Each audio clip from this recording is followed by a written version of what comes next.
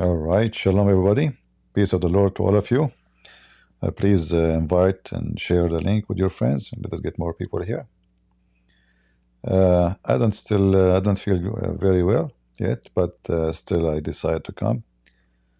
As long as I can do it, I will be here.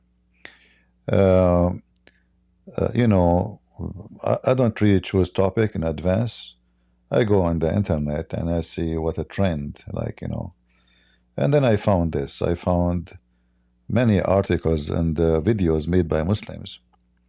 This is what came to me in my way in YouTube about Islam being the life solution. So I said, that's a good topic. Let us talk about it and see if this is true or not. So if you go in the internet, you will find, like starting from the AI, according to Islamic belief, yes, Islam is considered a solution for life problem because it provides a comprehensive set of guidelines and principles for living morals and just life. Now, I understand that this is AI saying according to Islam. This is a software collect information from the internet, and whatever the internet says, present it to you. It's not like a thinking human being giving you an accurate information as much as it is a collection of what the internet is sharing.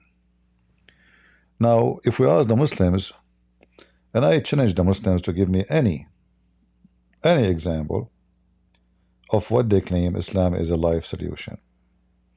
As I know, it's the opposite. Islam is a destructive solution. And here right away you will see in the top right a video of Zakir Naik. Zakir Naik will give you what a politician is. Okay, will give you a life solution. Look like maybe I saw this video before. So okay. And most of these countries are Muslim countries. What is the solution besides doing dua? Number one, first we have to find out that what is the cause of most of these killings, whether it be in Afghanistan. So look like the question is asking, let us see the question from the beginning. The Zakir Naik, Dr. Zakir Naik, it's been a long time since. By the way, in case you do not know, the Muslims, who they are religious, they color their head red, as you see. So this guy is trying to copy Muhammad, and you will notice right away how stupid it is, how stupid you will look when you make your hair blonde, and you are not. I mean, it doesn't fit with you. But Muhammad, because he is racist, he want to be blonde, so he color his hair red. And that's why you see this Abdul here, his hair is red. So he's asking a question. Let us see what the question is. Since I see you, last time I used to see you in Penang. Now you are no more coming to Penang. There are some problems, okay. But I am from Penang. I come all the way to see you, personally with my whole family. They want to see you live. Amazing, amazing. Okay, give us the question. MashaAllah, always watching in TV. MashaAllah. Now they want to see you live. Okay, Alhamdulillah. My question is, MashaAllah, the subject today is Islam is a solution for humanity, but it is very unpleasant that we are seeing in this world today what is happening in Syria, Muslims killing Muslims. What is happening in Yemen, Muslim killing Muslims. What is happening in they're like Myanmar, yes, we agree. Rohingyans, they have been killed mercilessly, we agree. But there is a solution now. What are we Muslims are supposed to do? What is going on in Yemen? What is going on in Syria? These helpless men, women, and children being killed, murdered. What are we Muslims supposed to do? All over the world, we Muslims, what we are doing? So, please give a solution that what we are supposed to do, we Muslims. Apart from we making dua, tahajjud, we're begging to Allah. You know, here, the city, and like if you want to count Islamic countries killing each other, I mean, this guy, he lived in Pakistan properly. He never mentioned that what's happening in Pakistan. In Pakistan, every few weeks, there's a suicide bomber, you know, coming to, you know,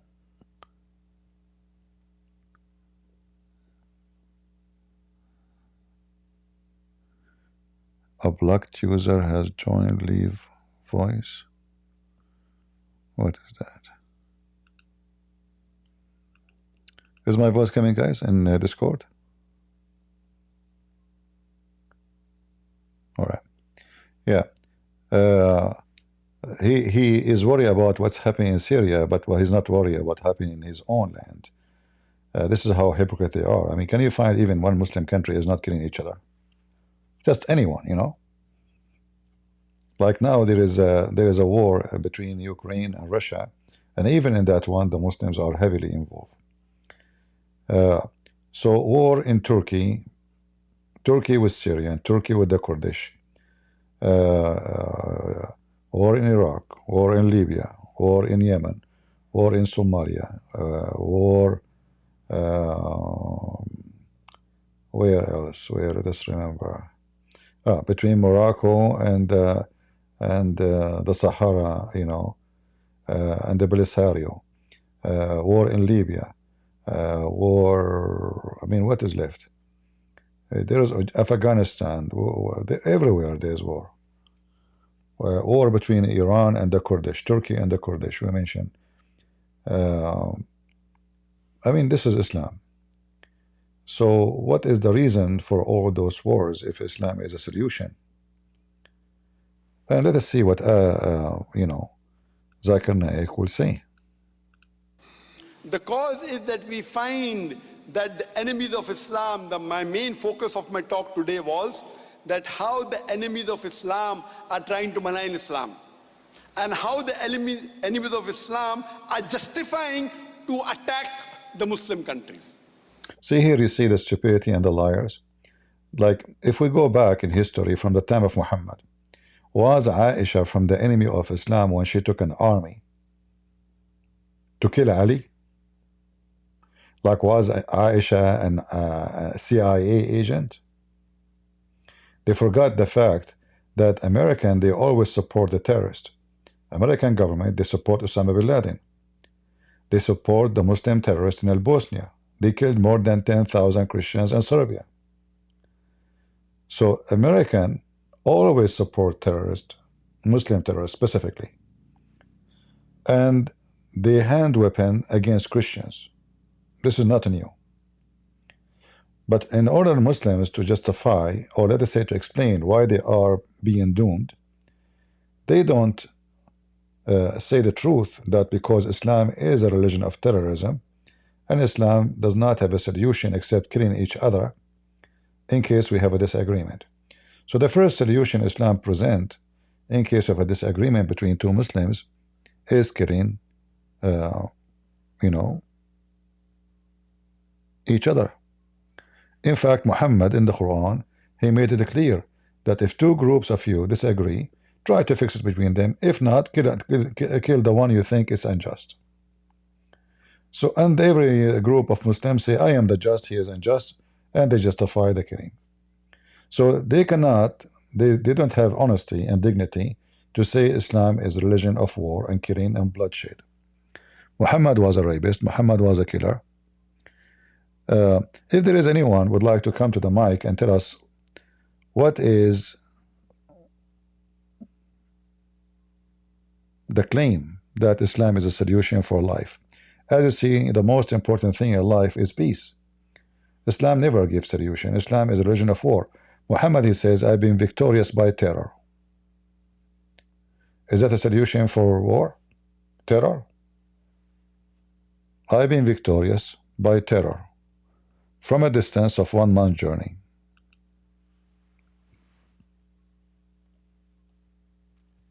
So how we can fight war if your prophet himself is a big fat criminal. And he have no shame to say, I've been victorious by terror.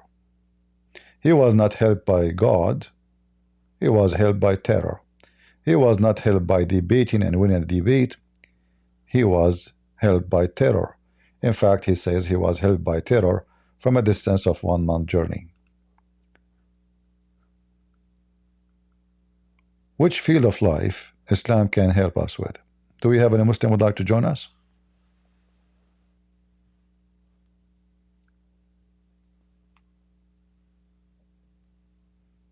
Anyone?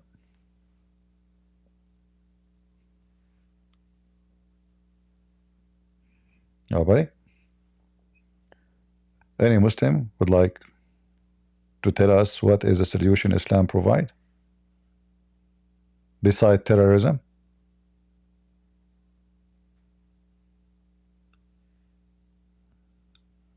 Anything else? Like, what about how a human being can help to fix his family problem?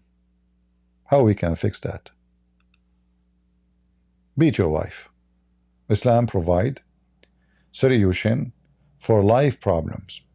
So now you fear that your wife, she is not being very much disobedience, like you tell her, make some coffee for me, she is not standing up and making it right away because she is your slave.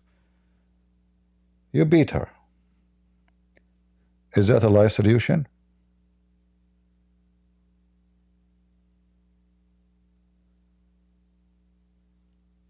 Any Muslim? What is the life solution Islam provide? I'm trying to find out what the Muslims are talking about.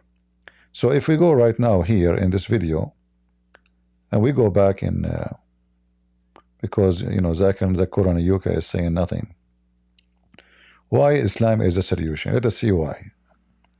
So Islam is a solution because of what? Yeah, I have to pay $5 a month to read the article. What a scam. Is Islam the solution for contemporary problem? Sure. And let us see if there's a real article here. Islamic solution to the world's social problem. That's amazing. Okay. Omar Mambaya. That sounds like an African. The word plunged in a sort of problems, social. Okay. So what is the solution? Let us see. Do you have like A, B, C, D? Okay, hold on. Let's see. We'll start from here maybe. The variability of Islamic law and to solve current problem, global warming. Maybe global warming can be solved by Islam. The divine nature of Islam make it the only religion in the world that offer genuine solution. Like what, Muslims? I want to know. Like what? Like what? To such problem as social unrest. As an example, how we can stop pedophiles. Islam follow a pedophile. So instead of fighting pedophile, Islam solve the problem. Make everybody pedophile. Right? Pedophile is a problem. It exists in every society. Somebody is pervert, sick in the mind. He want to hurt children. How Islam solve it? By making a pedophile is the right thing to do. Because Muhammad himself is a pedophile. So now here we go, see, we solve one of the biggest problem in the world. Pedophile is not sick no more. Pedophile is being the right way to do sexual life. All right. What else? Instability, poverty. Well, Islam will solve poverty. So who is holding Muslims in Pakistan to be rich? The biggest Muslim country in the world, Indonesia. The second Muslim is Bangladesh. The third Muslim is Pakistan. The three are the top poor countries in the world.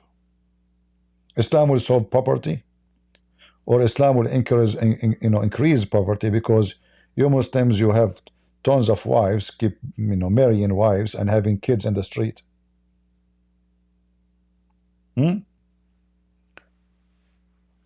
Like Elon Musk, he is like now in a race.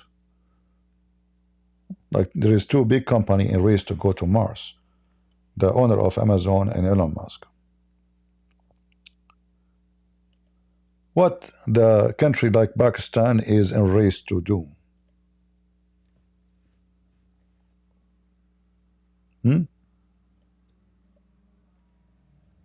You keep begging the Western to give you money because you are hungry and you are destroyed. And the only race I know in Pakistan is the donkey race.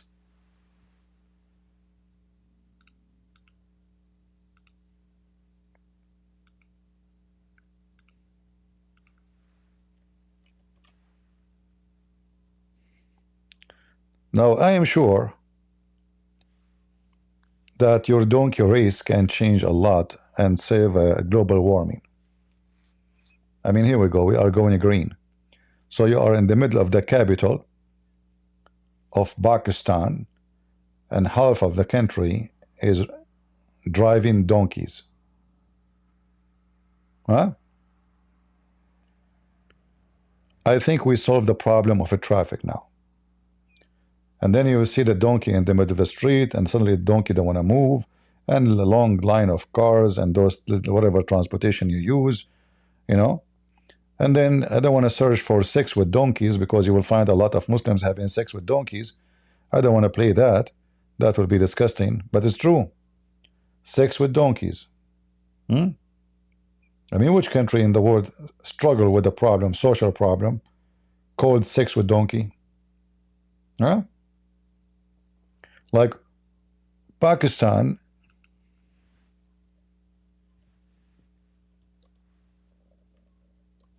is the top dog search engine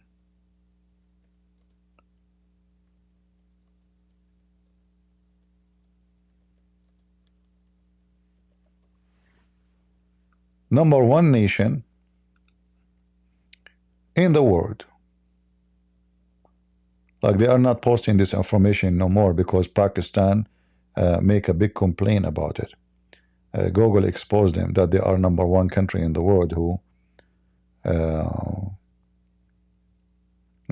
it's not, they call them pornistan. Donkey sex. #1 top search in Pakistan is donkey sex. Is that right?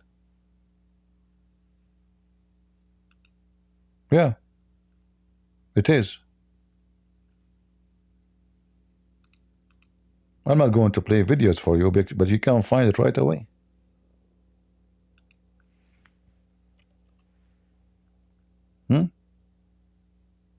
#1 nation in sexy web search, call pornistan. Call it pornistan. Okay, what they search? What they search for? Guys, do you see it? Donkey sex. Donkey sex. What is the interest of a human being to search for donkey sex? Unless he is a donkey. And then rape pictures. Horse sex.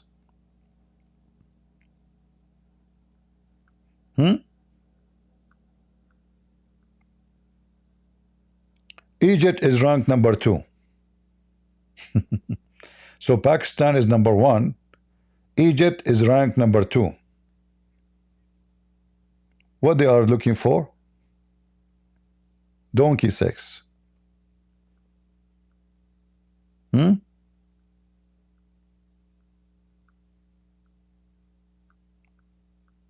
Islam is the solution for everything. Islam make you pervert. Muhammad himself was a pervert. In fact, all the religion of Islam is based on sex. Like, why you want to believe in Allah? To go and if a lot of boys, a lot of women who they are see-through. Did Islam make you a better human being, or Islam make you a pervert? Let's see. We have somebody want to join, maybe a Muslim.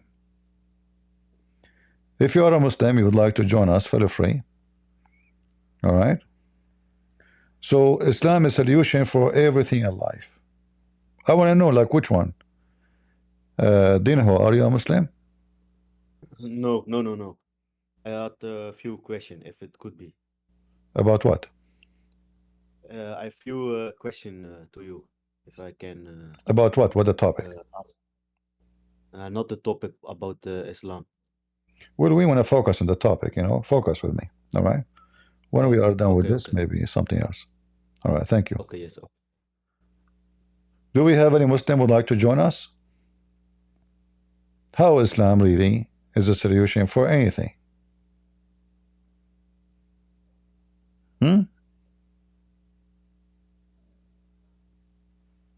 I want to know.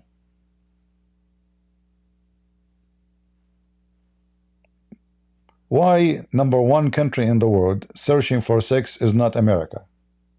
I mean, don't you say America is pervert country? Why it's not Israel? Why it's not Holland? How come the one you call them pervert, Muslims, you call them pervert, right? You call them they have no ethic. We Muslims have ethic. Our wives wear burqa. It turned to be what under the burqa is different story. Like as an example, I will show you a life solution for any one of you Muslims if you have a problem with jealousy. Like if your husband, he have a jealousy because you are seeing mature men, what do you do? Breastfeeding for adult.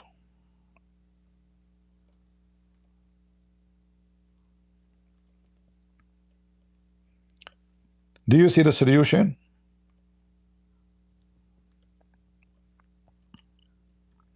A woman, she came to Muhammad.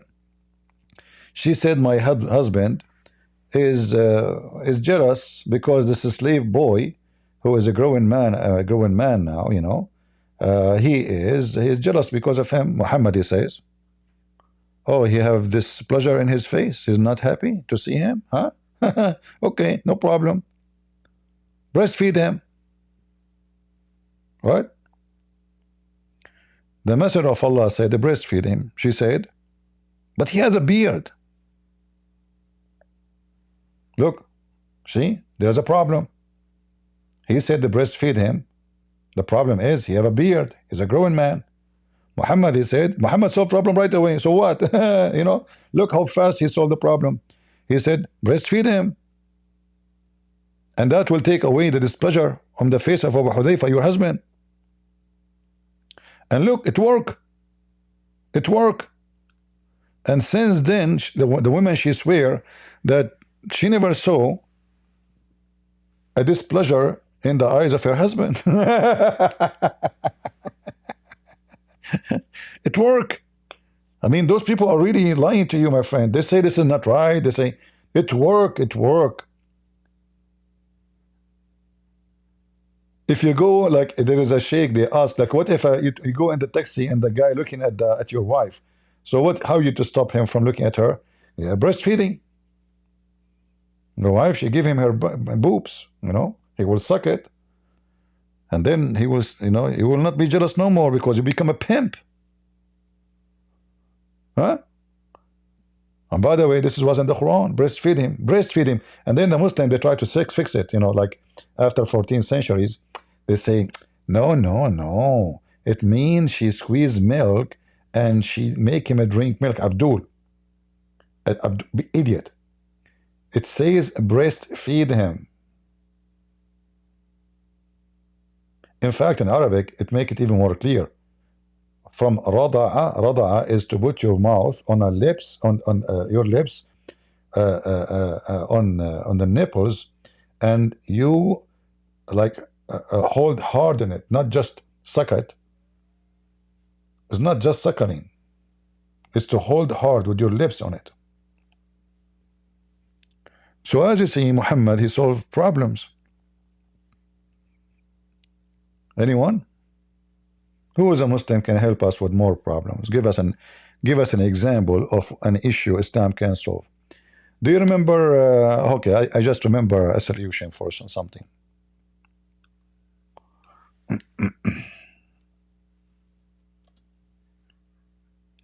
I just remember something.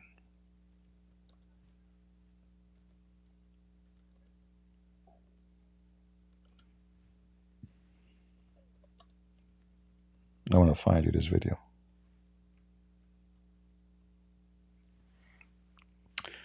Islam have a solution. Look, for what? Exactly for what? There's a big solution. You remember when Nader Ahmad, he called me and he told me that Islam find a solution for alcohol? Do you guys remember?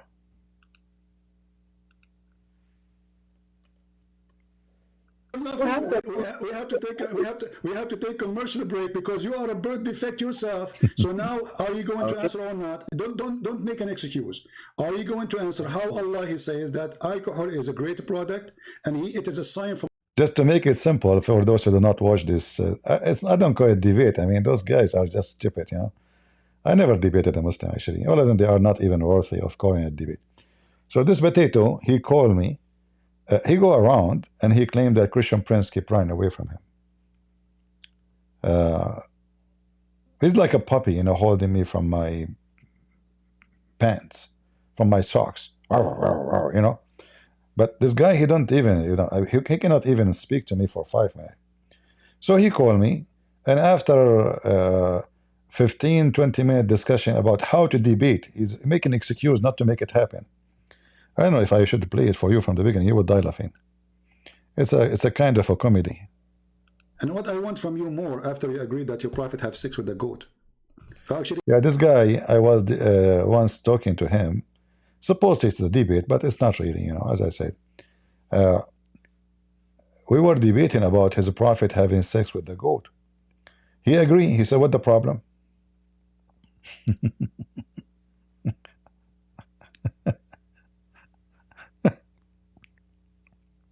He agreed. He said, better than your Bible. he's here. Hold on. Yeah, let us call him.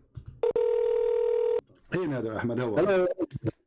Well, hello, CP. How have you been doing? After all these years, we finally meet. This is very good. I get a chance to meet you. How have you been doing? Thank you. I'm very fine. So what do you want to say to us? Go ahead. Yeah, so, you know, we've been having these wonderful debates on the Bible, Quran, and modern science. Mostly Quran and modern science. I have a few challenges. Quran and science? Absolutely. We've been having these discussions and debates, and I have said Christian has been running away from this debate series because he knows that the Quran is in complete harmony with modern science, and there's Okay, give us one. Let's not waste time, me and you. So for some reason your voice is cutting. Well, give me one. you need to answer. Give me one miracle. Okay, listen. You have to. Why were you running away from me, from this debate? People say, no. See, don't make excuses. We are here. Let's see who is running. Give me a miracle. Let us laugh. Well, here's what I would like to do, Christian Prince. I would like for us to have a public debate on this topic. Abdul, do you want to debate me? You are talking to me right now. Until we have that happen, give me the miracle. Everybody will laugh at you. You will notice that all of them, they have the same excuse. They want to have a public debate. You know? All of them.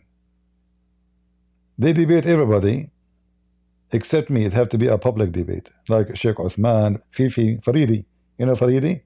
He will debate me anywhere in the world. But he will never dare to call me or I call him.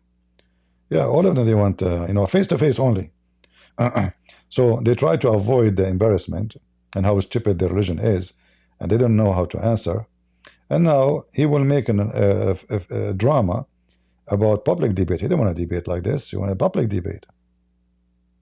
Muslims, this is clear. Okay. And from the study, again, answer that to the people. Because the one is running. I'm saying to you, let's do it right now. You said no. It's you who's running. Do it. Go ahead. What I let's do 10 minutes right now. Christian Prince, I can give you will be one. It's a crossfire debate. Everybody will hear us. It's a conversation. Go ahead.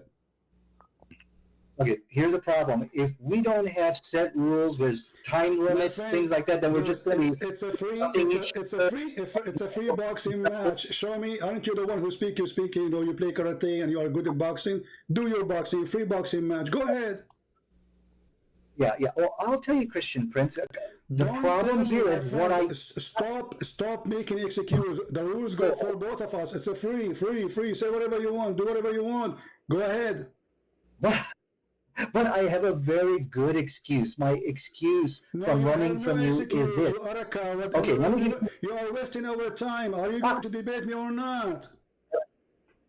Okay, what I cannot do, Christian Prince, is win a shouting match. That's now or not.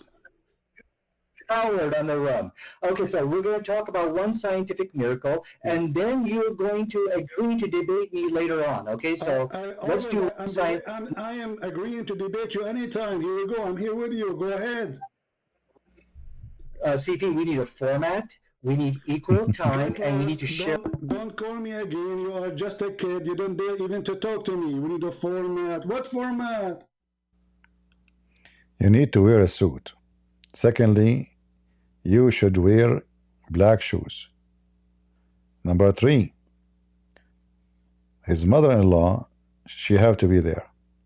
Number 4, you have to say Prophet Muhammad is a prophet. Number 5, before we do the debate, you have to say Shahada. Number 6, you have to believe in the Quran so we can debate about the Quran. I mean, those stupid Abdul, what? So they do, you know, when they speak to other people, it's so easy to debate with them. The second they come to me, they start putting conditions just to make any excuse to get away from it. Do we have any Abdul can do better than Nader Ahmed or Mimi Hijab? Like Mimi Hijab, he ambushed apostate prophet, but he refused to ambush me. You don't dare. Who is a Muslim when I ambush me? And then he told us about the alcohol. After all this drama, alcohol, you know. Be a man. You are the one who said you want to debate me. You keep saying I'm running from you. You are just a kid. You are not even equal to my shoe. You don't even know how to say your prophet I apologize to my shoe. name correctly. If I call you right now and I ask you to say your prophet name correctly, do you know how to say it? You don't. And you are the one who agree your prophet have sex with the goat. What more I want from you? Yeah, but it was a goat from a noble family. We have to be honest here. It wasn't a normal goat. It was blonde, sexy, and from a very noble family. In fact, this goat, she was descent from one of the goat prophets. Very well known, you know. And she was very goaty. So when they say the prophet have sex with the goat, that does not deliver the truth about how beautiful the situation was. So either you want to do it now, don't waste my time. I will call you one more time. Either we do debate now. Don't put rules. No rule for you, no rule for me. Speak as much as you want.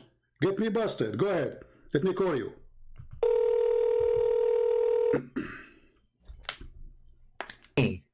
So that hurt my feeling. Do you accept or not? You hurt my feeling. Yes, let's do a debate because I know you'll run away like a coward. So let's just do what you want. Go ahead. Be a man once in your life and talk. Go ahead. Speak as an adult. Go ahead. What do you want to say to us? Go ahead. Yes, so we're going to do one scientific miracle that proves that the Quran is the truth and you are actually following a demon called Christ. So both the Bible and the Quran actually answers a question on the issue of alcohol. Now, what's very interesting here, there was a study done. I don't have my desktop, which is shared. I'll show you that study. But in this study, it showed that the Quran actually, because of the teachings of the Quran, the Muslim women are 50 times less likely to give to give birth to a who has fetal alcohol syndrome. The study said you got to go to the Christians because of the influence of the Bible. So the question tonight, which Christian Prince needs to answer here, is, okay, so the book of Quran and the Bible, they gave an answer to this question of alcohol. And when we look at the Quranic answer, it is a far superior answer. What is the Quran answer? Until now, you did not give me the verse from the Quran, remember. We are talking about chapter, well, I'm sorry, chapter what? What'd you say? What chapter? Chapter 5, verse 9. What chapter? Chapter 5, verse 9. Chapter 5, verse 90. Chapter 5, verse 90. Okay, tell me about it. Go ahead. Now we know what you're talking about. Go ahead. Okay, and then I'll tell you about it, but I'm following the rules because I know you will not run away from me, and we'll debate on this topic. So that's the agreement here. Okay, so let me go ahead and get the verse in chapter 5, verse 90. Okay. It says, forbidden is alcohol, any kind of intoxicant, gambling. Okay. So from the study here, they pointed out that Muslim women are 50 times less likely to give birth to a fetal alcohol because of the teachings of the Quran. Now, the question is here, which you need to answer, is how is it that the Quran gave a better response? Where is speaking about the alcohol is bad? Where it says that? No, it says for you forbidden is any kind of intoxicants. Where it says it's bad for your health in the verse you quote for me. That is bad for your health. No, it is completely forbidden for Muslims. This is clear. Okay, and from the study again. Another. I'm asking you a very simple question. You say that this is about health. I'm asking you, why in the verse never say anything about health? It says this is from Shaitan, that's all. Because it's from Shaitan, don't do it, correct?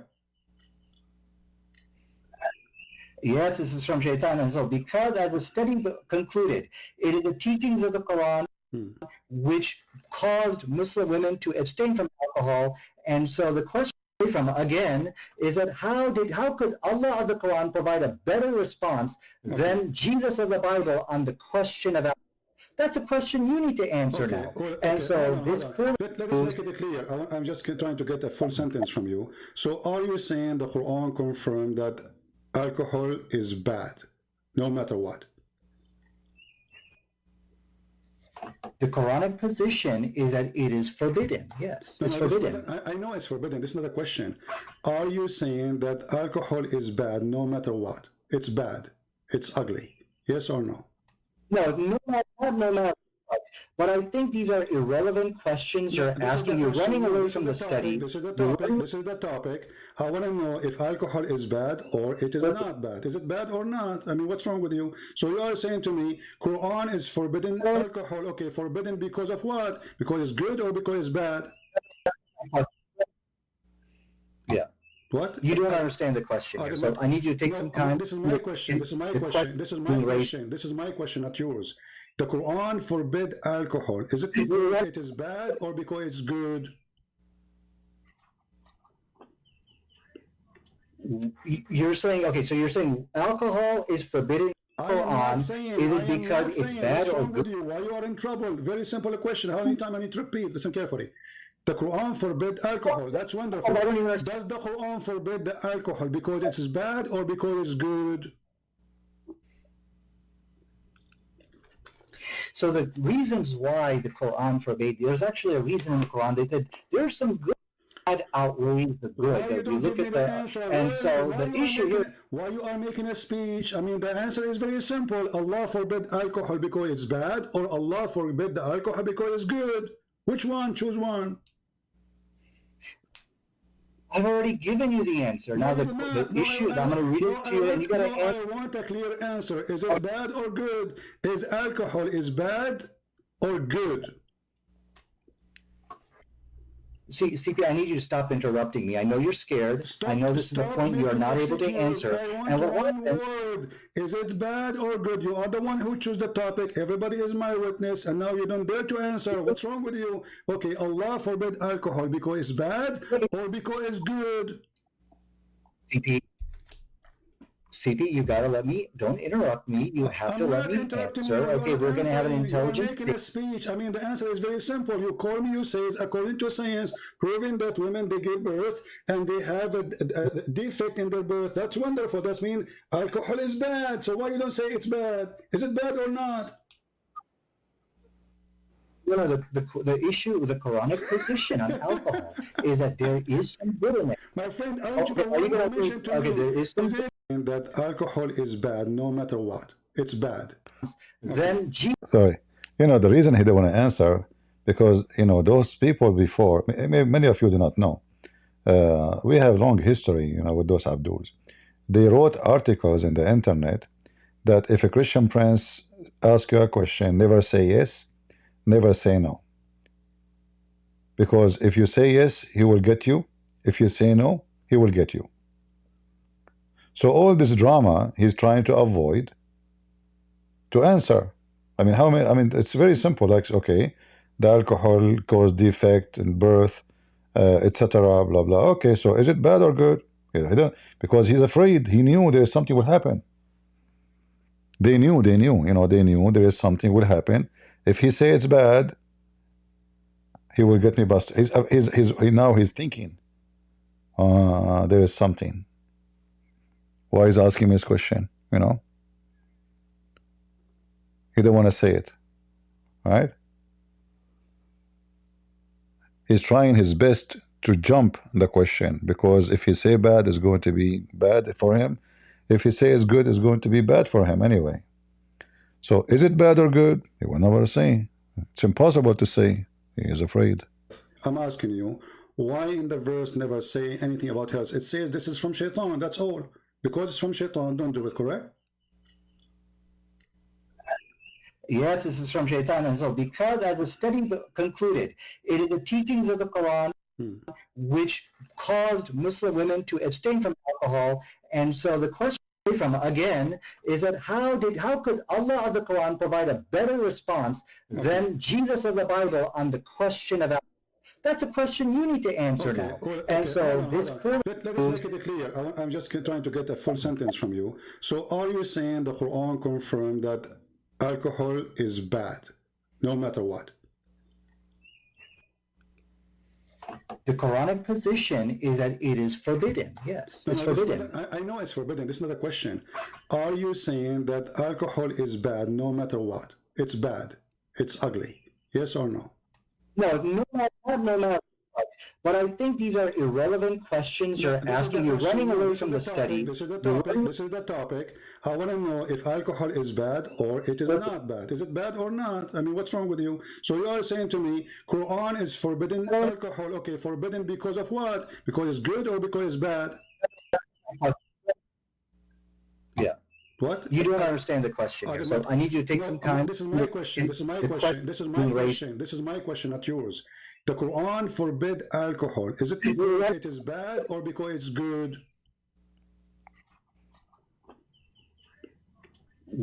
You're saying, okay, so you're saying alcohol is forbidden in the Quran. Is it because it's bad or good? Why you are in trouble? Very simple question. How many times I need to repeat? Listen carefully. The Quran forbid alcohol. That's wonderful. Does the Quran forbid the alcohol because it is bad or because it's good? So the reasons why the Quran forbade, there's actually a reason in the Quran. They said there's some good outweighs the good. Why you don't give me the answer? And so the issue here. Why you are making a speech? I mean, the answer is very simple. Allah forbid alcohol because it's bad, or Allah forbid the alcohol because it's good. Which one? Choose one. I've already given you the answer. Now the issue, I'm going to read it to you, and you got to answer. I want a clear answer. Is it bad or good? Is alcohol bad or good? See, CP, I need you to stop interrupting me. I know you're scared. I know this is the point you are not able to answer. And one word. Is it bad or good? You are the one who chose the topic. Everybody is my witness, and now you don't dare to answer. What's wrong with you? Okay, Allah forbid alcohol because it's bad or because it's good? CP, you gotta let me, don't interrupt me. You have I'm to let not me interrupting answer. you. You Okay, are we're gonna have an answering. You are intelligent making a speech. I mean, the answer is very simple. You call me, you say, according to science, proving that women, they give birth and they have a defect in their birth. That's wonderful. That means alcohol is bad. So why you don't say it's bad? Is it bad or not? You know, the issue, the Quranic position on alcohol is that there is some good in it. My friend, aren't you Okay, the are you one who gonna mentioned to okay, me? there is some Is it you who mentioned to me in the beginning saying that science proved that most of women who give a defect birth, the reason for defect birth, and you mentioned the word of Christian specifically, the reason for that, the highest percentage is yes. because of alcohol. So is alcohol is bad or good? Okay, okay. Your question, if I understand your question, you're saying that overall alcohol a I'm good or not bad saying thing. Is what's that wrong your with you. Like, question? I mean, this is even your topic, and you don't even dare to answer. You call me saying that because of drinking alcohol, women give birth to children who have defect in their birth. Okay, that's your claim, and you claim this is from science. That's wonderful. Now, I'm asking you, based on what you told me, is that mean? And based on the Quran forbidding the alcohol, does that mean according to Allah, alcohol is bad or good?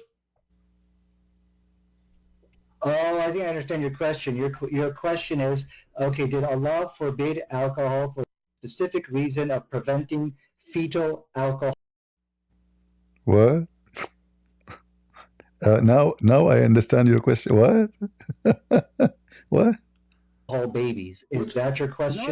no, what's wrong with you? You are in trouble. You are like a cartoon, Mickey Mouse. You're in the corner. You not know what to say. I'm asking you, is it bad or good? Very simple. Don't tell me any reason. I want to know. Is alcohol according to the Quran bad or good? Bad. Okay, to answer your question, it's Thank you. bad. But there's a little Finally, bit of okay, good in it. The Quran did finally you said it is bad. So yes, yes. how come the Quran says it is good? Here we go. This is the chapter 16, verse number 67. You made me lose my voice, repeating the same question. The Quran says that the alcohol is amazing drink, is the best. It's a miracle of Allah. Read for me the verses.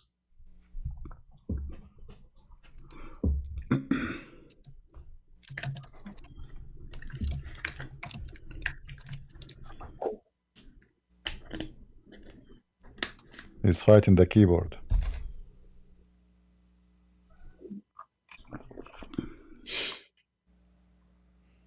Are you finding the verse? I'm sorry, I'm not even looking at your screen. Well, did you want me to respond? Oh, no, I don't want you to respond. You can call a friend. I mean, what's wrong with you? The Quran says, you said to me it's bad a second ago. You said to me a second ago, the Quran says that the alcohol is bad. Now the Quran saying that alcohol is a great drink. It's even a miracle from Allah. It is a benefit for mankind. And you can change any translation you want. What translation you want me to put for you on the screen? Okay. Oh, okay. I'm sorry. I'm not even looking at your screen. So let me answer that if I may. Okay. And one thing I will require of you, Christian, do not interrupt me in my rebuttal. Because if we're going to have an intelligent debate, we should not be interrupting. Even a rebuttal, because simply you just said that the alcohol is bad. The Quran is very saying the alcohol is amazing. I mean, can you even make a rebuttal? Yeah. Okay. So let me now respond to you without interruption, because if you interrupt me, this is an act of cowardice, and this is exactly what I'm saying. He can't handle me in this debate, so he's got to interrupt me. So let me now go ahead and. I don't know how Nader Ahmad he do have sex with his wife. I think he never finished once, because she always will be interrupting him doing something. We are live in Discord in case you are Abdul. So this is how stupid the Quran. They come and they fabricate studies, by the way, about they give you numbers and they made articles. In fact, #1 nations of defect of birth is Muslims, because Muhammad legalized having sex with your own cousin, first cousin, and you can have sex with your own daughter if she is a daughter out of marriage. So because those Arab, they marry from cousin, and then the cousin marry the cousin, and the cousin marry the cousin. So it's like having sex with the family. It's an incest. They have a high number. Go check right now. In the United Nations report, you will see how cousin marriage is having a huge impact in Muslim society. Disability, unable to walk, children born with a lot of disease. And this guy, he is coming to talk about alcohol. First of all, Christianity does not encourage people to drink alcohol or get drunk. Nowhere it says that. In fact, the Bible says a drunken will not enter heaven. People who drink to be drunk, alcohol is the same as a food, can be medicine, can be good, but as anything, if you take too much of anything, you will die. Too much water, you will drown. Too much sugar, you will have diabetes. Too much, anything is too much, is going to kill you.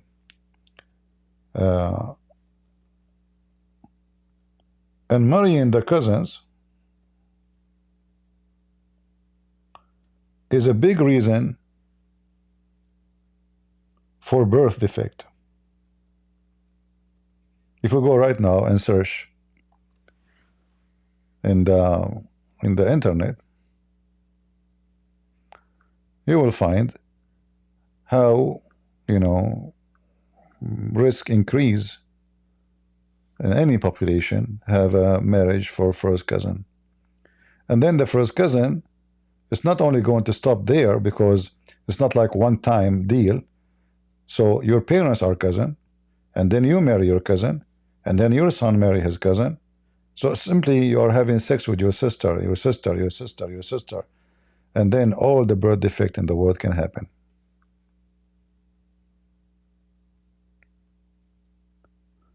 Do we have any Muhammadan? So the stupid Muhammadan, the Quran, by the way, never said that alcohol is forbidden. The Quran says ijtanibu, which means avoid it. And why? Because it is from the work of shaitan. But then the same stupid book, Allah, He promised us alcohol in heaven. So how alcohol is from the act of shaitan, and then alcohol itself is in heaven?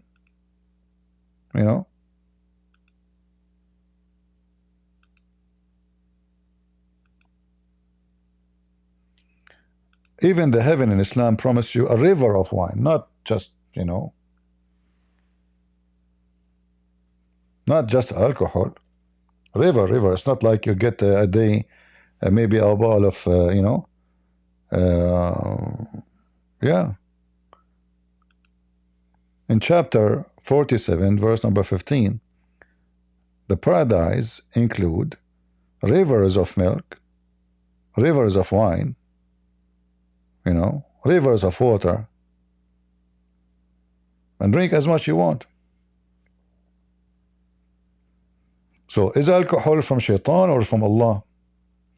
And then the other verse, actually, with the one we show him in the screen, this verse says that it's a miracle from Allah. Alcohol is a miracle from Allah.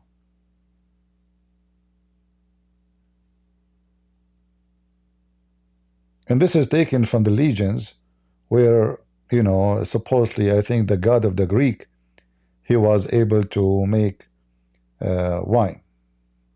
It's a miracle from the goddess. The Quran confirmed that the wine is a miracle from Allah. And nobody will acknowledge this miracle except the good people. I just see in the screen. Do we have any Muhammadan who would like to join us? We are live in Discord in case you'd like to join. Feel free. All right. In the Middle East, Middle Eastern Christians, they sell alcohol, but the buyers are Muslims. And when they drunk, they don't drink to drink, they drink to drunk.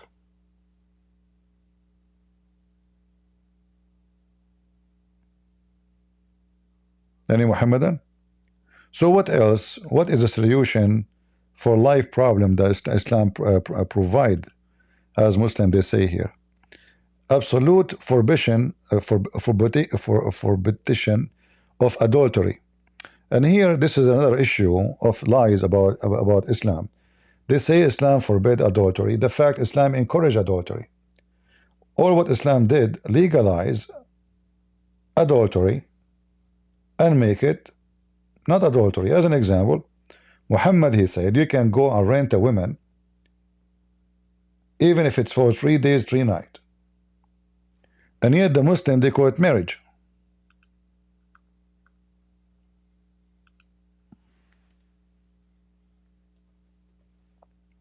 So you go to a woman, you say to her, I want to sleep with you for 3 days or 2 days or 1 day.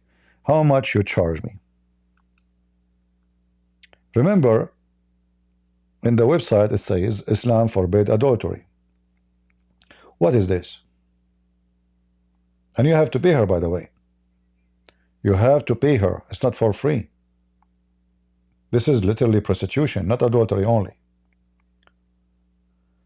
So you go to the women, any women you see, you ask her how much you charge for a night or 3 nights, starting, let's say, from 6 p.m. or 6 in the morning or whatever time. There's a condition for this. Number 1, you discuss how much she will get paid. Number 2, for how long, from what time to what time. Number 3, both they have to agree after discussing. Like she have to say certain words, I acknowledge and I agree, and he say I acknowledge and I agree. And then they go to bed and they do boom boom. And when the time is up, there's no divorce, because this is not a marriage, it's a sex contract. So the Muslim, they keep saying to us, Islam forbid adultery. Not only that, if you have my book Sex and Allah, you can get them from Amazon, you will find that the Muslim, they have tons of marriage, tons of names. Like as an example, Zawaj friend. What is Zawaj friend? Friend is an English word, right? We know it. Zawaj is an Arabic word meaning marriage.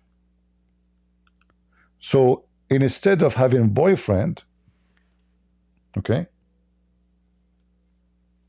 you marry a woman and she is your girlfriend, but you don't sleep with her, she don't live with you. You let us say you want to stay together for like 3 months, 4 months, but you don't stay in the same home. Like every, let us say, few days you meet in the hotel room, you do boom boom, she go home to her family, you go home. Very advanced religion. And they say to you, this is not adultery, and this is not for fornication. And even the the Muslim Shia, they make fun of the Sunni about the Zawaj friend. Even the biggest imams of the Sunni, they call, especially those who color their hair with they want to make it redhead, they call for Zawaj friend. Or what about travel marriage? What travel marriage? You want to go to a country, but haram to sleep around, haram, brother. So they provide you in the room, like the hotel, Muslim hotel, they will send you a girl to your room, and you will marry her for the period you will stay in the hotel. You will marry her for the period you will stay in the hotel. So let us say you want to go to a country, whatever country is, and you will stay there for 10 days.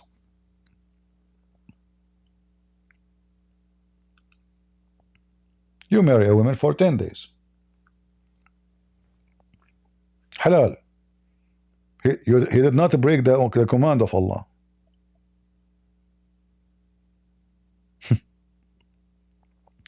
So when the Muslims, they say that Islam forbid adultery, that is a big fat lie. Muhammad is the biggest adulterer. Muhammad, even he took his own son wife.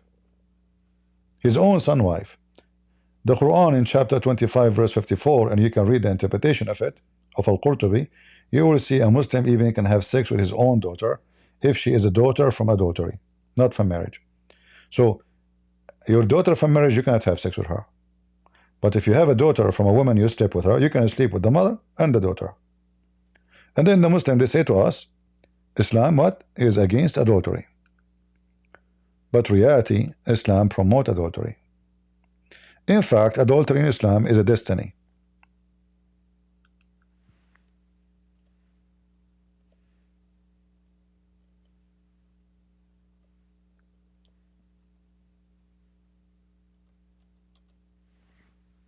Destiny.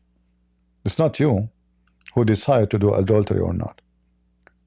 Allah decide for you to be an. Every human being have to do adultery, and Allah decide for you the portion of how much adultery you do. So how Islam is against adultery?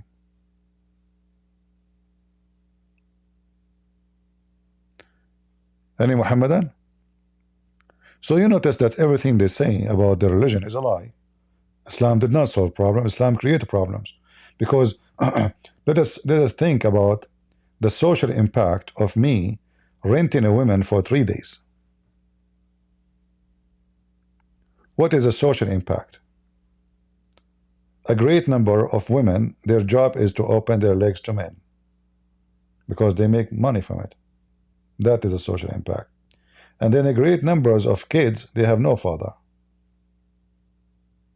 because the father, even if he knew his father, the son will not grow with his father because there's no marriage.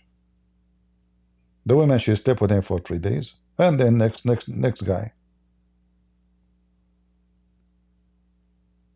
So when they say Islam provides social solution, that is a joke. It is the opposite. You see, I grew up in the Middle East.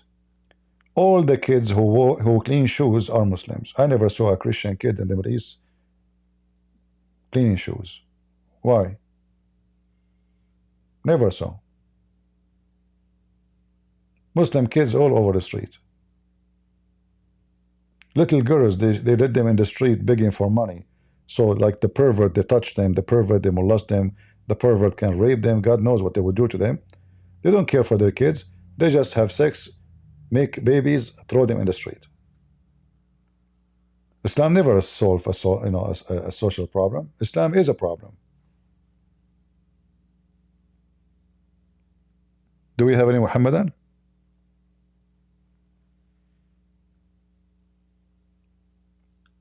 So look at this article, how stupid it is. In fact, there is a verse in the Quran. There's a verse in the Quran clearly legalize prostitution. Do you remember the lady, her name Fifi?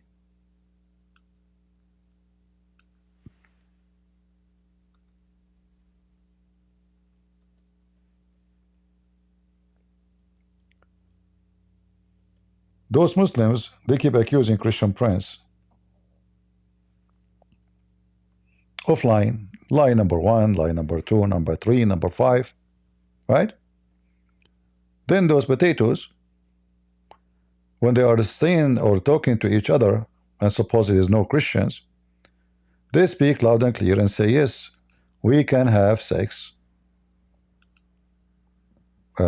We can have a pimp business. It's legal. There's no problem.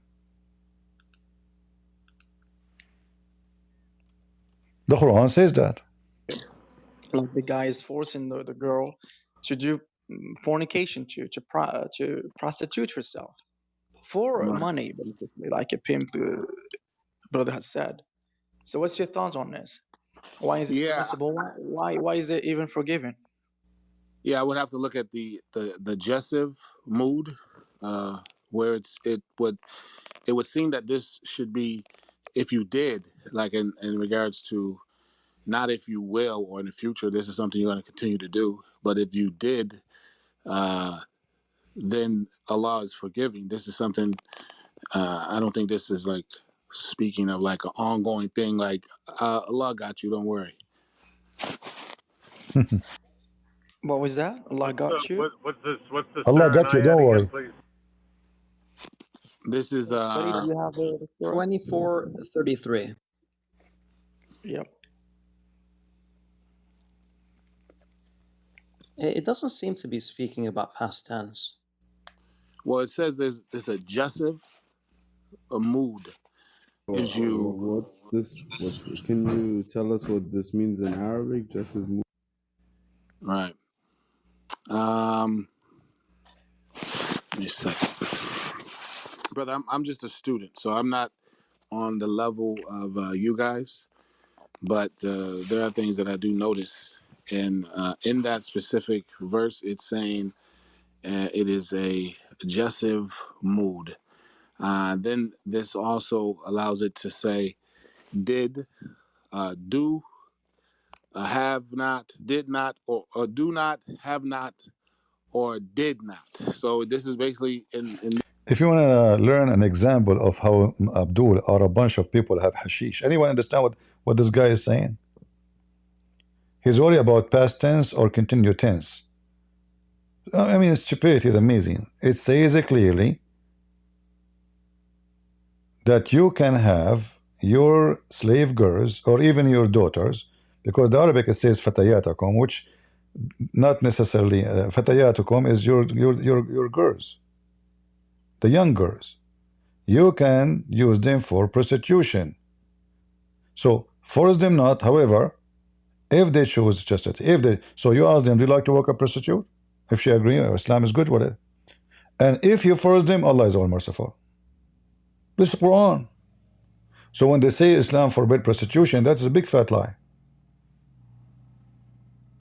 these examples, it could say do, have, or did. So this could be if you did opposed to if you do. May I come in 1 second? Yeah. Go ahead, bro. Go Am I ahead. the only one? Okay, go ahead. And again, just again reading on where it goes and to dig into it. But when I've read this a number of times, and you look into it, and again, I'll have to get into the Arabic, and so don't go jumping on me. I don't want wolf pack back. We've had a good day today, so let's not bring out a wolf pack. But when I read this, and I try and read it over and over, isn't it that if you're compelled to do it, isn't it talking about the person to whom is being prostituted, that if she is forced or compelled to do so, not so much as Aqua called the pimp, we're talking about the one who desires chastity, that if you're compelled to do so, Allah will forgive her for such actions, not so much, doesn't really even talk about the one using the one for prostitution. If I read that over and over and what I mean, look at how stupid he is, how he lie. He is saying that if you force her, Allah is merciful. Stupid idiot. No. This is not about force or not. This is about the women, if she chooses chastity, she don't want to work in prostitution, and you force her, then Allah is all merciful. However, if you agree, you are good to go. And if she disagree, so you are good to go, because Allah is all merciful. There's no penalty for the Muslim. It's not sin. That's why it says Allah is all merciful. And then even those Abdul, they agree. They agree. It looked like you can be a pimp. getting for it. I could be off, but is it talking about the one who's being prostituted, not the one who's prostituting her? I mean, like, for example, in certain parts of Nigeria, marrying off your daughter is an essential part of surviving life, right? So sometimes you might basically prostitute your daughters so your family can survive, right? And it's about and what I can read from this verse, what is denoted here from the Arabic is basically that if that happens, then there's forgiveness, and I find that beautiful. Okay. Abdul Bar, would you like to share your thoughts on your understanding of the verse? On my real understanding of the verse, or Guys, it's beautiful. In Nigeria, a Muslim man, he prostitutes his daughter to survive, and Allah is all merciful, forgiving. That's beautiful. Okay. the apparent meaning that you could get from the verse if you're Your real understanding before this room gets closed and we all get reported.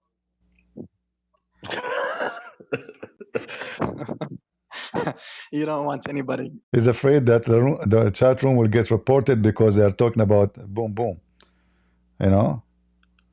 Thinking that. Pimps are allowed in Islam. Yeah, I appreciate that. Yeah. See? They agree. Pimp is allowed in Islam. I appreciate that. And Faridi agree. In fact, he is saying it looks like you can be a pimp. Pimps are allowed in Islam. Yeah, I appreciate that. Yeah. So the verse is speaking. It's actually explained through the sayings of the Sahaba, like Ibn Abbas, but it's also explained through another harf of the Quran that was recited during the time of the Prophet, peace be upon him. وَمَن يُكْرِهُنَّ فَإِنَّ اللَّهَ مِن بَعْدِ إِكْرَاهِهِنَّ لَهُنَّ غَفُورٌ رَحِيمٌ. So whoever, and if you do force them into prostitution, then Allah, after their enforcing to them, meaning to the women, is forgiven and most merciful. Not to the person who's doing the forcing, not to the guy who is forcing his maids. That's what I basically. That's what I was saying, right? Is that what I was getting from that? Yes, that's correct, but that's taken from the Sunnah. Right, but I just in took the that scenario. from words, is what I was saying. I didn't No, know there was a but, head about that. So Yeah, but you cannot force just me to understand that. I mean, if a guy right now has maids or daughters and he wants to force them to for prostitution for money, he would point to that verse and say Allah is forgiving, right, most merciful. Why would I take it? I would point them to other parts in the Quran that when you read that, it's like, come on, brother, they're not talking about the one who's doing the making her be a prostitute. They're talking about the one who is being prostituted. That if she's forced to do so, then Allah is forgiving, right? I mean, See here how they lie. Fifi already explained to them. He said, no, this is about being a pimp. This is not about forgiving the girls. People, they came, the women, they complain about their husbands. They are forcing their slave girls for prostitution to make money. Muhammad, he did not oppose them. He said, force them not if they agree. Not. Which means if they don't want to do that. However, if you force them, Allah is all merciful. So they are trying to ignore the fact that the verse says clearly that you can, it's totally legal if your daughter or your woman or your slave agree to do prostitution. And it's legal too, still if you force them. But Allah is all merciful. There's no penalty. Where is the penalty for the Muslim? Where is the penalty for prostitution in Islam? There's none. The verse is so clear. If you force them, then after that Allah is forgiving, most merciful. I would ask you, brother Habib, if you're interested in answering, why would God be forgiving to those people? Why would God be forgiving right now in this particular scenario? Like the guy is forcing the girl to do fornication, to prostitute herself for money, basically. Like it. Okay, Grobo, are you there? Are you there? Take the mic. Hey. So, did you Remember the 45 domination thing? Did you hear? Hear what? That you can have your daughter work in prostitution in Islam? No. No? Do you have your Quran with you? Let's continue our debate from last time. We are debating. We're still debating. Here we go. Continue our last debate. What kind of God? About the 45 domination in Christianity.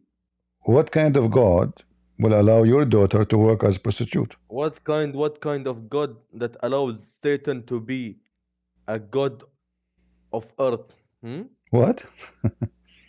Your God allows Satan to be God of earth. Isn't he all powerful? Are you speaking Arabic? Are you speaking English now? No, I'm speaking English. Really? So what you are saying? انت حمار ولا شنو؟ يا غبي. You think I'm speaking Arabic? يا مسطل يا مهبل يا المخبول. اسمع. قال له يا يا فرحان الجواد ولبسوك المجوال المضرب التريدي طوع من خلافك وين الصم شخ. تحت الجبال بنيك قال له الصم ايه من الجبال بنيك الخناقه. الجبال اسمع بنيك الصم من اسمع الجبال اسمع. بنيك الصم من الجبال عليك الصم من الجبال بنيك الجبال عليك الصم من الجبال انيك الصمك وتوحد عليك الصم من الحال انيك الصمك تحت الجبال بس هو احتفال عليك الصمك تحت الجبال انيك الصمك بنتقال في Moroccan. Moroccan, by the way, in case you do not know, the first time I came to Europe ever, I was speaking Arabic, and then a Moroccan guy walked next to me, and he gave me a card. He says, "This is." I said, "What is this?" I don't know him. I was walking the street. He says, "It's a card from my sister." I said, "What? Your sister? What? What?" The guy next to me, he says, "To his sister, to his sister." I said, "Well, I don't know. What does that mean?"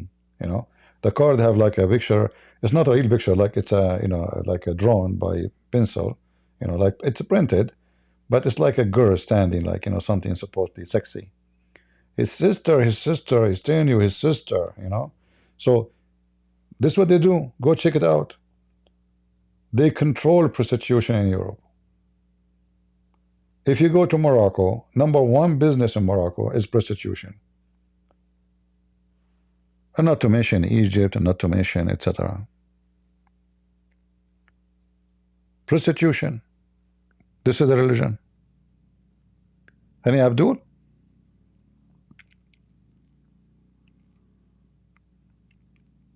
So they lie when they say prostitution in Islam is forbidden. Muta, renting women, one night stand, 3 night stand, 5 night stand. Even, they don't even have a shame to say that Islam, allow renting women.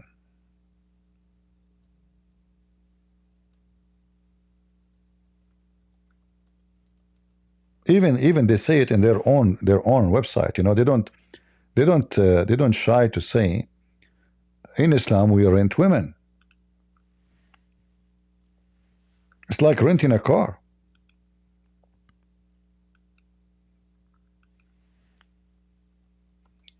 So behind this so-called, they claim to be conservative.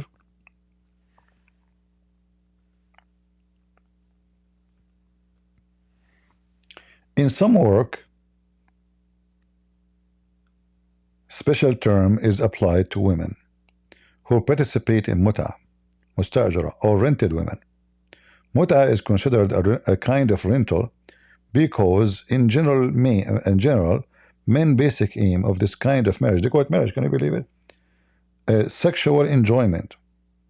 And the women, with the women, in return for this enjoyment, the women should receive certain amount of money or property. And they say to you, Islam solve problems. Well, if this is solving problem, well, prostitution is a very old business before Islam. One of the most ancient business in history. And as I know, prostitution does not solve problems. It spread diseases and many social problems. Women, they sleep around, they get pregnant, nobody knows the father, the son grow in the street, and the daughter will be a prostitute again. Are they still slaves in the Middle East? Absolutely. Mauritania, more than 70% of Mauritania, as an example, is slaves. Until now. Don't you see in the Middle East, like when ISIS came, how many women they've been slaves? Slaves, nothing changed, The only one who stopped slavery, actually, if we can say fight slavery, is the Christians. Otherwise, Muslim, all the black slaves came to the West, Europe or America. They've been captured, sold by Muslims in North Africa, like Morocco, Libya, Tunisia, etc. Number one slavery market in the world at that time, it was Morocco.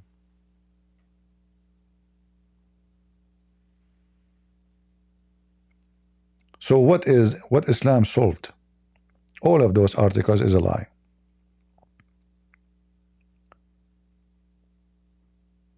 Nor come nigh to adultery, for it is a shameful deed, an evil opening to road. Okay, so they are saying to you adultery in Islam is a shameful deed, yet Muhammad, he allow you to rent a woman for why 5 minutes. Muhammad allow you to have sex with his child, like Aisha. Muhammad, he kidnapped women from their husbands. Muhammad allow Muslim men to have sex with married women as long they are not Muslims.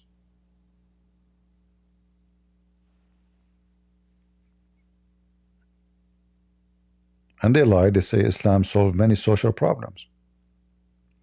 Women treated as a trash. Like, how we can solve the problem of women in the world? The Quran chapter 4:34 says beat them. What about we close them with garbage bag and we have two holes in the garbage bag from the top? That for sure solve the problem. Is that stopping men from looking at women and searching for women and sleeping with women and cheating? No. Islamic countries full of cheating. I know a story. A very, very crazy Abdul.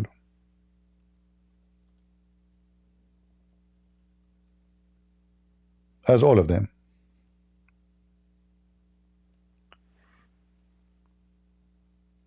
He have, you know, in the Middle East we have like a steel door. We have bars in the windows because the countries of thieves, you know, you see, this is another issue about theft. In America, you see 99% of the windows don't have bars. But if you don't have bars in the Middle East, your house will be robbed in 2 minutes. 2 minutes. So this guy, when he leave, he lock the phone. He take the phone, he lock it in the closet. He locked the door, so she cannot use the phone, she can't open. He locked the windows, they are locked.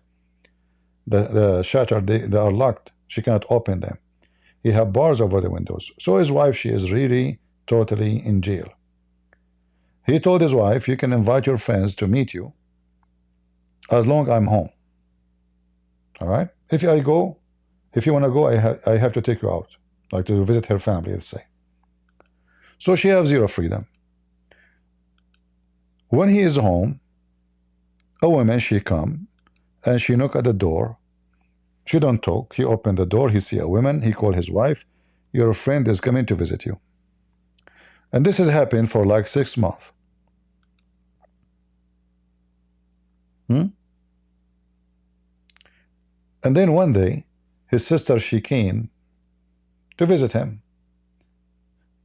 The husband told the sister, oh, go inside in the bedroom. My wife, she is with her friend. The sister went inside. She found a guy in the room. So for 6 months, her boyfriend is coming to the house, doing boom boom to his wife, and he is wearing burqa.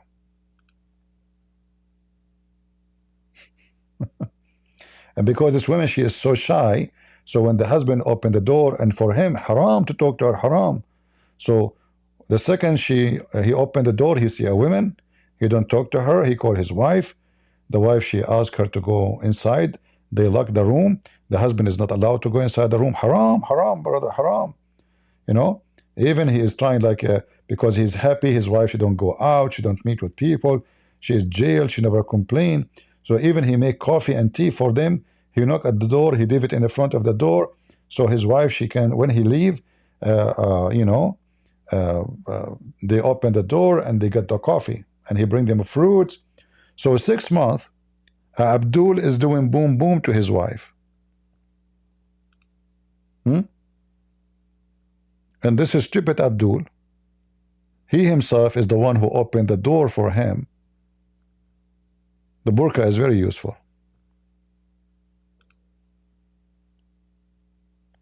In fact, the burqa is the best way for cheating, because you can walk in the street, you will see your wife in the street with somebody, but you will not know this is your wife. It's the best way to cheat. You have no idea if this is her.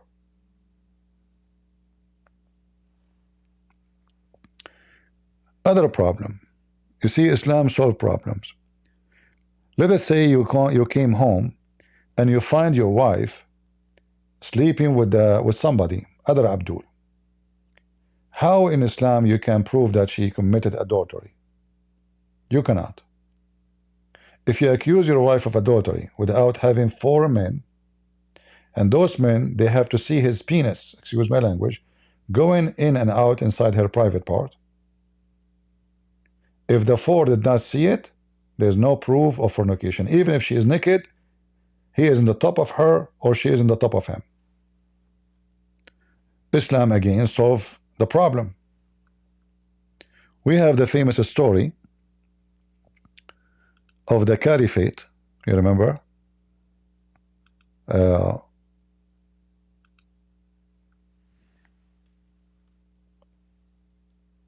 4 witnesses, they saw a woman and a man having sex.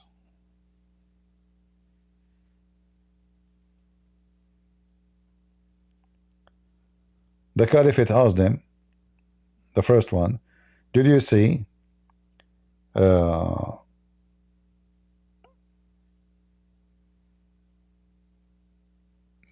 the penis of this guy going inside the vagina of this woman, like the pen going inside the inkwell? He said yes.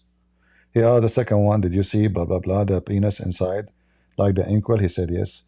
The third, he asked the same question, did you see the penis going in like an inkwell, like a pen in the inkwell? He said yes. He asked the fourth one, did you see the penis going in like a pin in the inkwell? He said no. I saw her feet around his neck and they were shaking like a donkey when he is running.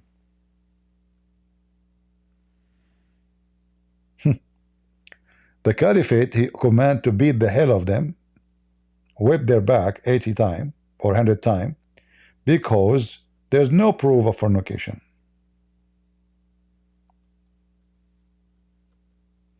Because there's no enough evidence.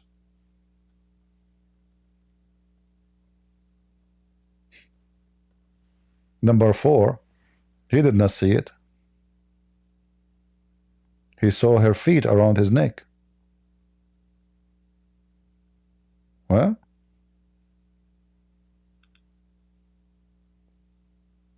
I mean, it's obvious there is no sex. So her feet around his neck, and they were shaking like an ear of a donkey when he is running. The caliphate come to the conclusion, okay, the first one, he saw the penis going in and out. The second one, he saw the penis going in and out. The third one, he saw the penis going in and out. The fourth, he did not.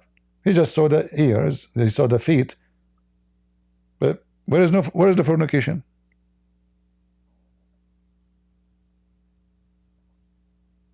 Right?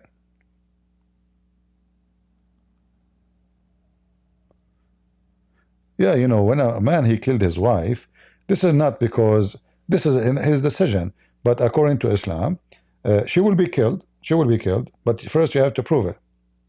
You have to bring 4 witnesses, you know, seeing, witnessing with their own eyes. Like, you know, if you remember, there's a hadith about a man. He asked Muhammad. So this guy, he keep coming to Muhammad going, he knew his wife, she is sleeping around. And he don't dare to accuse her. So he came to Muhammad and he said, oh, you know, Prophet, are you Prophet saying, like, if I saw my wife doing boom boom with the man, should I give him some time until I bring 4 witnesses? He said yes.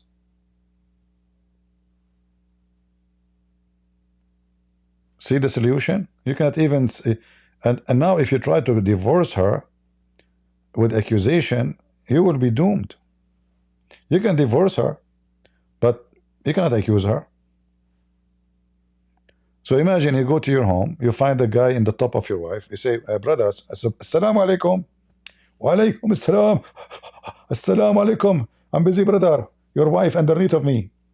Brother, can you please continue, like, I don't know how long you can, because I need to find 4 witnesses. Okay, brother. And now you go and you find 4 witnesses. However, if you don't see the penis of the man going inside her, excuse my language, in and out, you have no proof. Even if you bring 40 witnesses, 4 billion, you have to see the penis going in and out.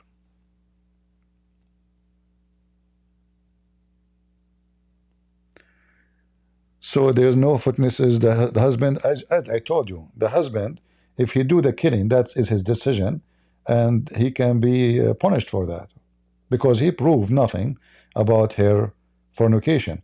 But if he proved the fornication, she can be killed. The punishment is death. But as long if he took the step to kill her, however, in the Middle East, like Saddam Hussein, in his time, he allowed men to kill their wives if they heard, or their daughters if they heard of any, it just heard even without proofs. But according to Islam, you should wait until you have 4 witnesses, and those 4 witnesses, they have to see the penis going in and out. Any Abdul? As you see, Islam, solved many problems.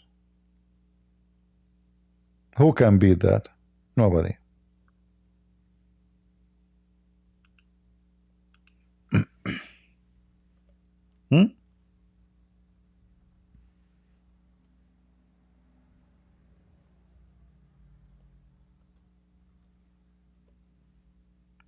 And all of this, by the way, because Muhammad,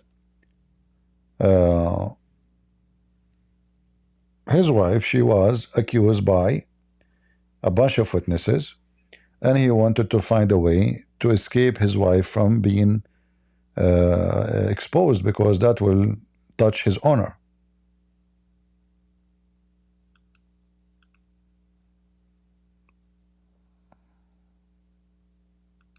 All right.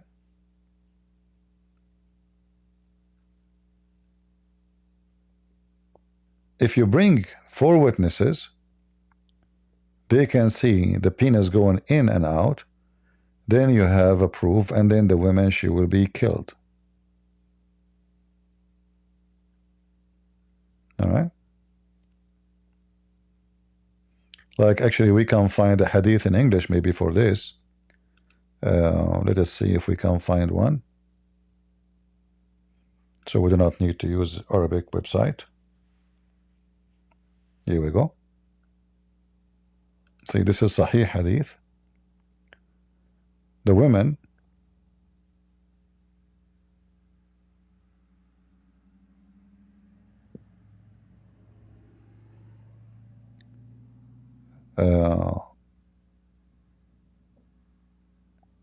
like here they brought a case speaking about a bunch of Jews. They found a man and a woman, they are committing adultery. So he said, bring me the best of 2 men of those Jews, like the rabbi. So they did.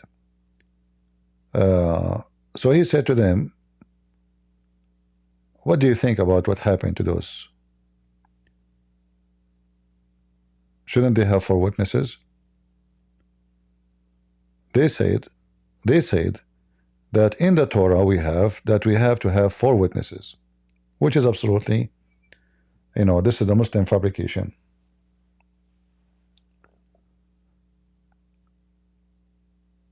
And then they mentioned to him, the Jews, they mentioned to him that they have to see her vagina and his penis going like a pin in the ankle.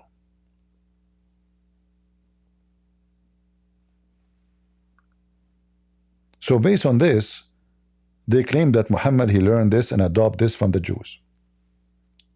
And I will not surprise, by the way, if the Jews, they said that to him as a trap to fool him.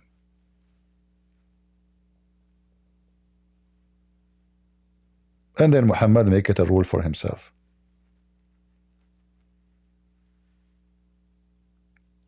And then if this story here is true, then you Muslims should ask yourself, do you Muslims follow the Quran? Or you follow a Jewish guy saying whatever he wants?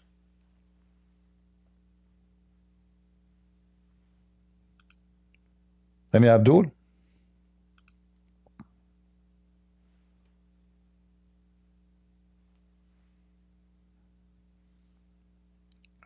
Any Muhammadan? I know these days we don't have Muhammadan. Maybe tomorrow?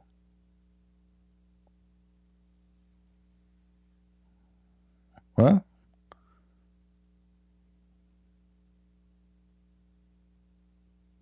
Four witnesses. And they have to see the organ of the man, his penis, penetrated in the female like the stick, the ink stick in closed case. You see it? How in the world you can prove that? What if your wife, excuse my language, she is having sex with her boyfriend in the front of your eyes, and she is wearing a skirt and she sits on the top of him? You will never see his penis going in and out. That's it. What the heck is that? This is how we prove fornication now. And by the way, in Islam, if your wife, she is kissing somebody, touching each other naked in the bed, and they did not do intercourse in the front, there is no fornication. So as you see, Islam solved many problems. In fact, Muhammad, he warned Muslim men not to go home if they came back at night. They asked a sheikh, very famous sheikh. Actually, it is the biggest sheikh for the Muslim Brotherhood in the world. What was the purpose for this? He said, this is from the mercy of Allah. What if you go home and you find your wife in the bed with somebody? Do you want to see that? So you tell her, I am home. I'm like back in the town, but I will come home tomorrow. So the women, she will not be surprised. Muhammad's teaching is very weird and very, very sick. Don't go. And I think he was telling his men that so he himself will not be caught having sex with their wives. He used to send them in purpose for a mission so he can F their wives. And to avoid to come in surprise, he told them, you don't go to the house, you send somebody, he knock at the door from outside. He tell her, your husband is back in town and tomorrow he will be here. The only way I find a solution for this, the reason for it, is Muhammad is sleeping with somebody woman, and he's afraid the husband will come and cut him sleeping with her. So he came with this rule, you have to inform the wives, even if you come home late at night, sleep in the street, you should not go home. Never go home right away. You have to come the second day, and if you came in the daytime, you have to tell her still, you don't go home right away. You tell her that I am coming, and then you come like maybe a couple of hours left. Never go surprisingly at the house and knock at the door or open the door.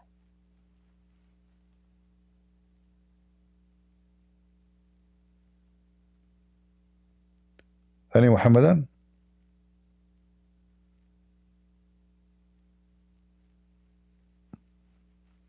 Because why I want to tell men don't go home, you know, what does that mean? Where he will go? There's a hotel at that time. He will go with some friends to sleep in their house. Is that what for? What will happen to the wife if she is surprised? What is she should be happy. What do you mean surprise?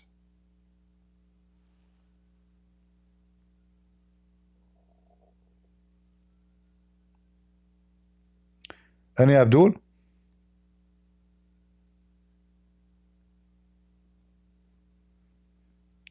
We have 200,000 subscriber. Well, I should have 20 million, not 200,000. YouTube, each time I reach certain number, they delete my channel. And they keep pushing me to have monetization. And the other day, yesterday or today, I'm not sure. Maybe yesterday. I went to I saw a Christian channel live. I don't want to say the name, but I could not really watch. I click at the channel. He was live, and then commercial after commercial, like he made the commercial have to play before you can watch his live. I mean, how much people they worship money? Isn't it enough they receive donation from Super Chat? Isn't it enough they receive donation from Patreon? They want to force you to watch the commercial so they make more money. So, and actually I click exit. I don't want to see no more. Very disgusted. Very disgusting how people they are. This is how you know if people are into God or they are into business. I wanted to see what they are talking about. I'm not going to even chat, you know. Let me see what they are. Maybe they're debating somebody. But then commercial after, before you start, you can't even start right away. They love money.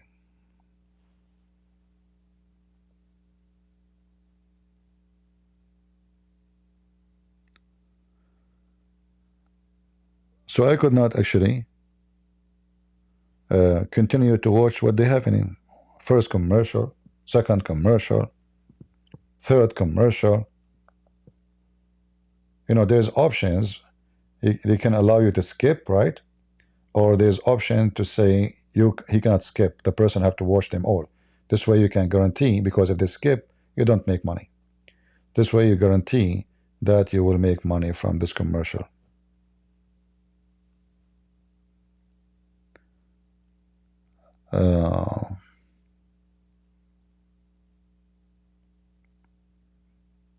Very disappointing. And yet they claim to be Christians. Businessmen.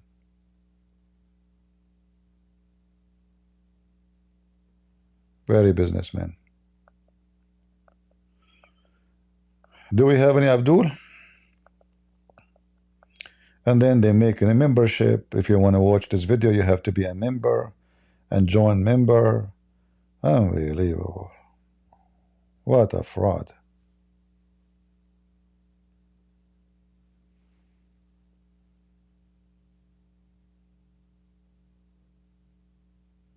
No, YouTube cannot play commercial unless you decide. No, you decide. You decide how the commercial will play. You decide if they can skip.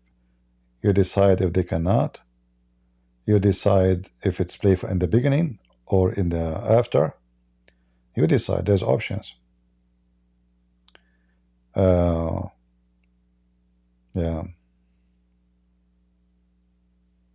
In fact, I can say to you, if YouTube stop accepting donation, people will not come to YouTube. Those who make like it's money motivated.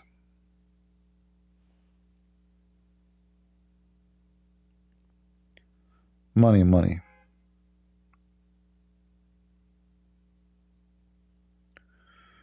Any Abdul?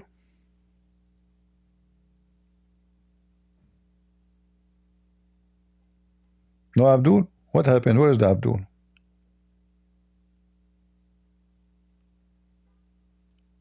Yeah, I can activate now my super chat. It take me 1 click. And the funny, by the way, if you have super chat, the donation will come like rain. But nobody go to Patreon. I don't know why. I mean, I don't know. Maybe people like to show off, or I'm not sure. But I have no idea.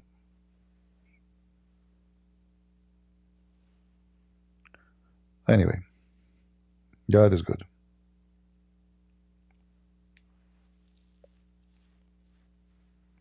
Yeah, I understand, you know, like you see, for me, what I don't like, if your channel is about anything, then, okay, this guy, he is making his videos to make money. But a person claiming that he is defending Christianity or defending God, or, you know, and then, you know, they give up even their channel if monetizing is gone. They just drop it off, make a new one, which is obvious that the whole purpose is money. Anyway, the Lord, he said, from their fruits you shall know them. It will be very annoying. In order to watch any of my videos, you have to watch a bunch of stupid commercial, you know, so I can make some money and force you to wait until they finished all the garbage they play on, they post for you. And not only that, because your topic is about Islam, usually commercial will come about the topic: donation for Muslim mosque, donation for Muslim terrorist, donation for Muslim orphan. So they want to make money from those, because you will not get the normal commercial like for a chocolate or for cake or for cars. No, mostly you will get commercial have to do with the title of your video.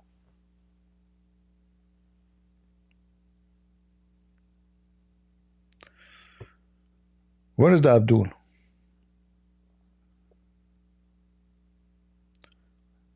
Yeah, this is muta.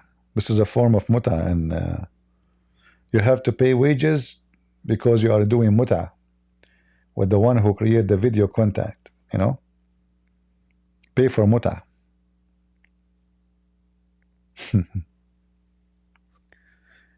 No, Abdul?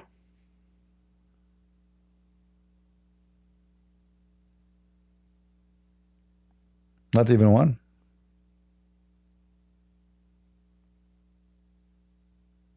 I don't care really if it's 220,000, because as you see, because we don't do play commercial, YouTube don't send notification for my channel. That's why we don't have big number watching. If I play commercial, if they make money from you, you know, they push you. Remember, like now, my YouTube is costing YouTube money. They are not making money from me. This is why most of you don't even receive notification. If I activate super chat, and then YouTube will make a huge number of the money you give to their pocket, then they will push your channel everywhere, which is normal to do. You know, I don't blame them, and it's a company doing business. They are not doing charity.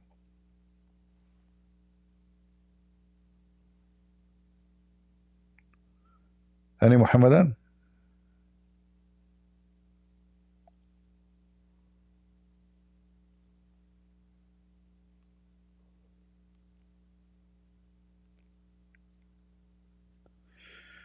Well, somebody using my channel asking for the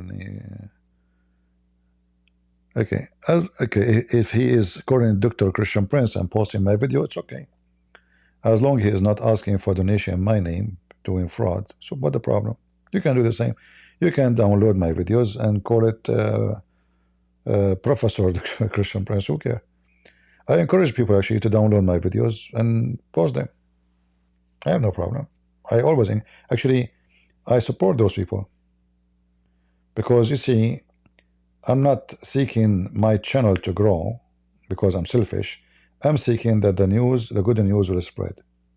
So our children's, young ones, older ones, etc., they will learn. If it's my post or your post, who care? I know people, and I'm not going to say their names too, they used to flag Christians for copying their videos and posting it in different channels. Why they flag them? Because they want everybody to come to his channel. So he flagged them, even though they are Christians supporting, supposedly spreading the truth. But his jealousy of making money, he don't want anyone to take his video. Ah, this is my video. For me, remember how many times I scream at you, especially those who knows me for long. I shout at you, why you don't download? All right? So I support people who download. Those who download and repost, I believe they are better than the one who don't.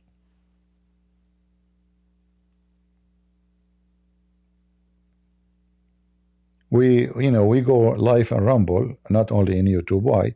So if the YouTube delete my channel or YouTube delete a video I made, we will have a backup. So it was like a second solution. But if you download the video too and post it, we will have it more backup, etc.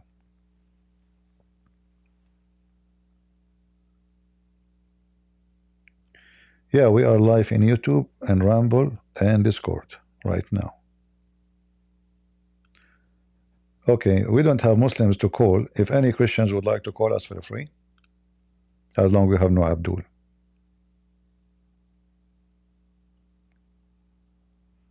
And you know, really, I don't feel good. I told you since 2 days ago and yesterday. I mean, I am sick, and then I stayed for, I told you I will stay for short time, right?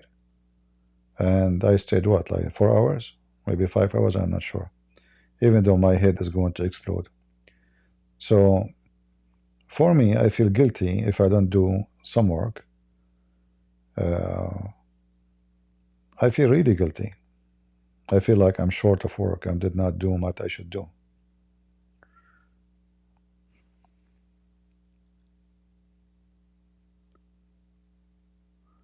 Any Muhammadan? No Muhammadan. Anyway, if there's any Christian would like to join us, feel free. Go ahead, Hello. Exo. Go ahead. Hey CP, How are how are you you? doing? I'm fine.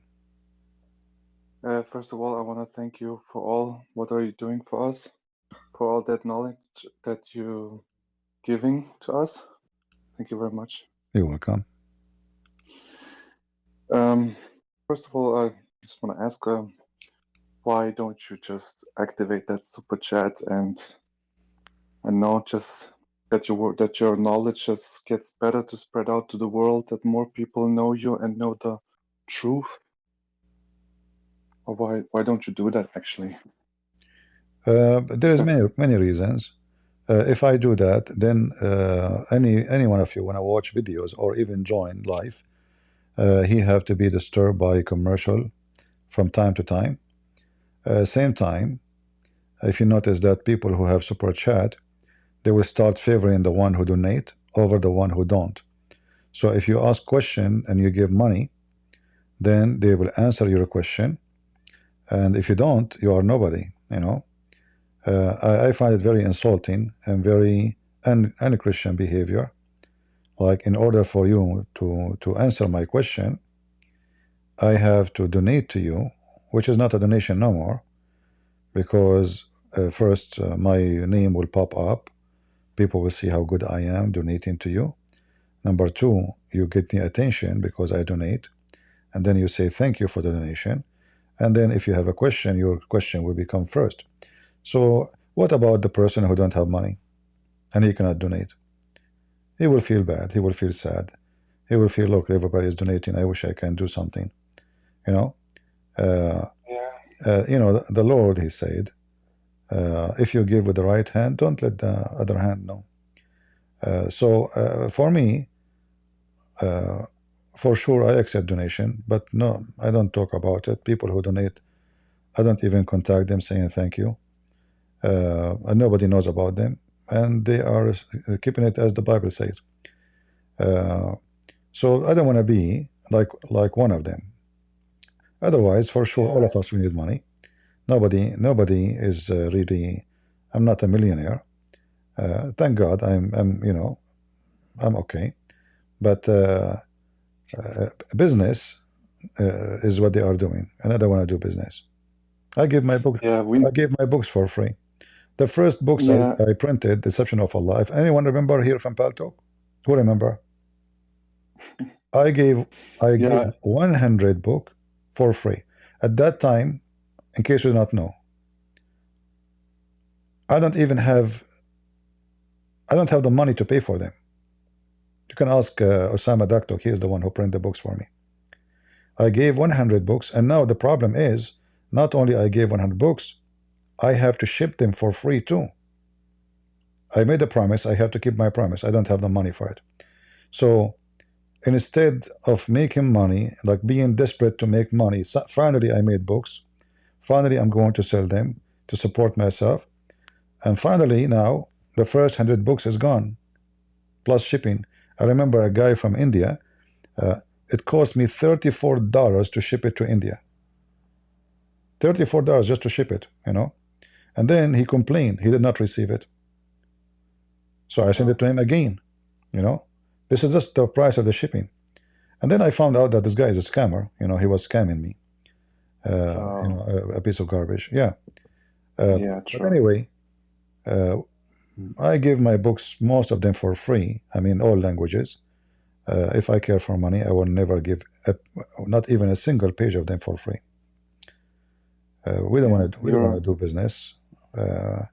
It's really sad, you know. People, they claim to be Christian, they are serving God, and they care, and they have jealousy for God and want to expose Muhammad. But in reality, it's about money. They are doing the same as Muslims. Buy halal food cat food, you know. And the other guy, Yeah, it's the best. Mimi Hijab, is saying Nagla seed. Everybody have a business, Yeah, you know. the best. Muslim, Christians, everybody, you know. I have my books. I don't even talk about them. When the last time I spoke about Basically, buying my books, you know, I don't talk about them. yeah. Yeah. Can I ask you something? Yeah, go ahead. For how long you're actually on YouTube and doing this for free, that YouTube channel and that all knowledge that you're giving? How long? The first, let us say, since the internet exists, I start doing this in the internet. At that time, we used to use DSL, if anyone remember what DSL is. I use, even to make a video, I bought a camcorder. I hold it with my hand because we don't have a software to record the screen like now. So I hold the camera with my hand, and then I record the screen, and I translate, because like we don't have now those websites in English for the Quran, and everything was in Arabic, everything in Arabic. And to load the video, 5-minute video in the internet, it take forever. I remember, like, sometime you go, you start loading the video, you come the second day, still the video file, it's not even 5 minutes, is loaded in the internet.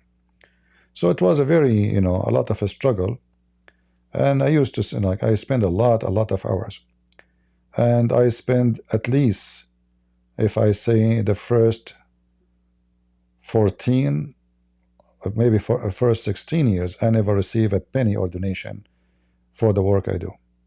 Even though I used to stay, you know, 10 hours, 11 hours.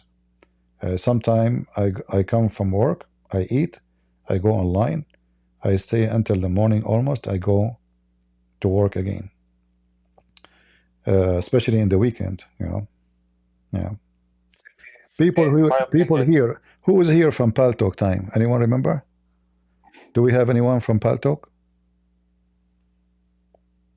If there's anyone here from Paltalk, let me know. So, like, we have actually Sahih Christians, he come here always. He is from the time of Paltalk. He used to come almost every day to my channel. But for sure, he cannot stay as I stay. I stay for like 10 hours, 12 hours. Yeah, not even one penny of donation. In my opinion, you deserve to, like, activate the super chat with everything that promotes your channel, because I just listening to you for 5 months now, and how I know you, that you are a very honorable man, a man of God. There's no question. So, in my personal opinion, you deserve to do everything that promotes your knowledge to the world, because I think a lot of people are suffering for the not knowledge, not truth. Like, for example, like fake Christians, they act like they're Christians, but they're not. They're doing for the money, like for only donations. But in my opinion, you deserve to, like, do everything to promote your channel, because you're a honorable man. Well, God is good. You know, it's okay. You know, actually, I understand. Like, people, they want to make money. I mean, so some people, they are, they need to be supported too. But what I'm not happy with, they favor making the money, because still you can make money. I mean, people, they are donating to you. Like, do you have to play commercial and all this madness?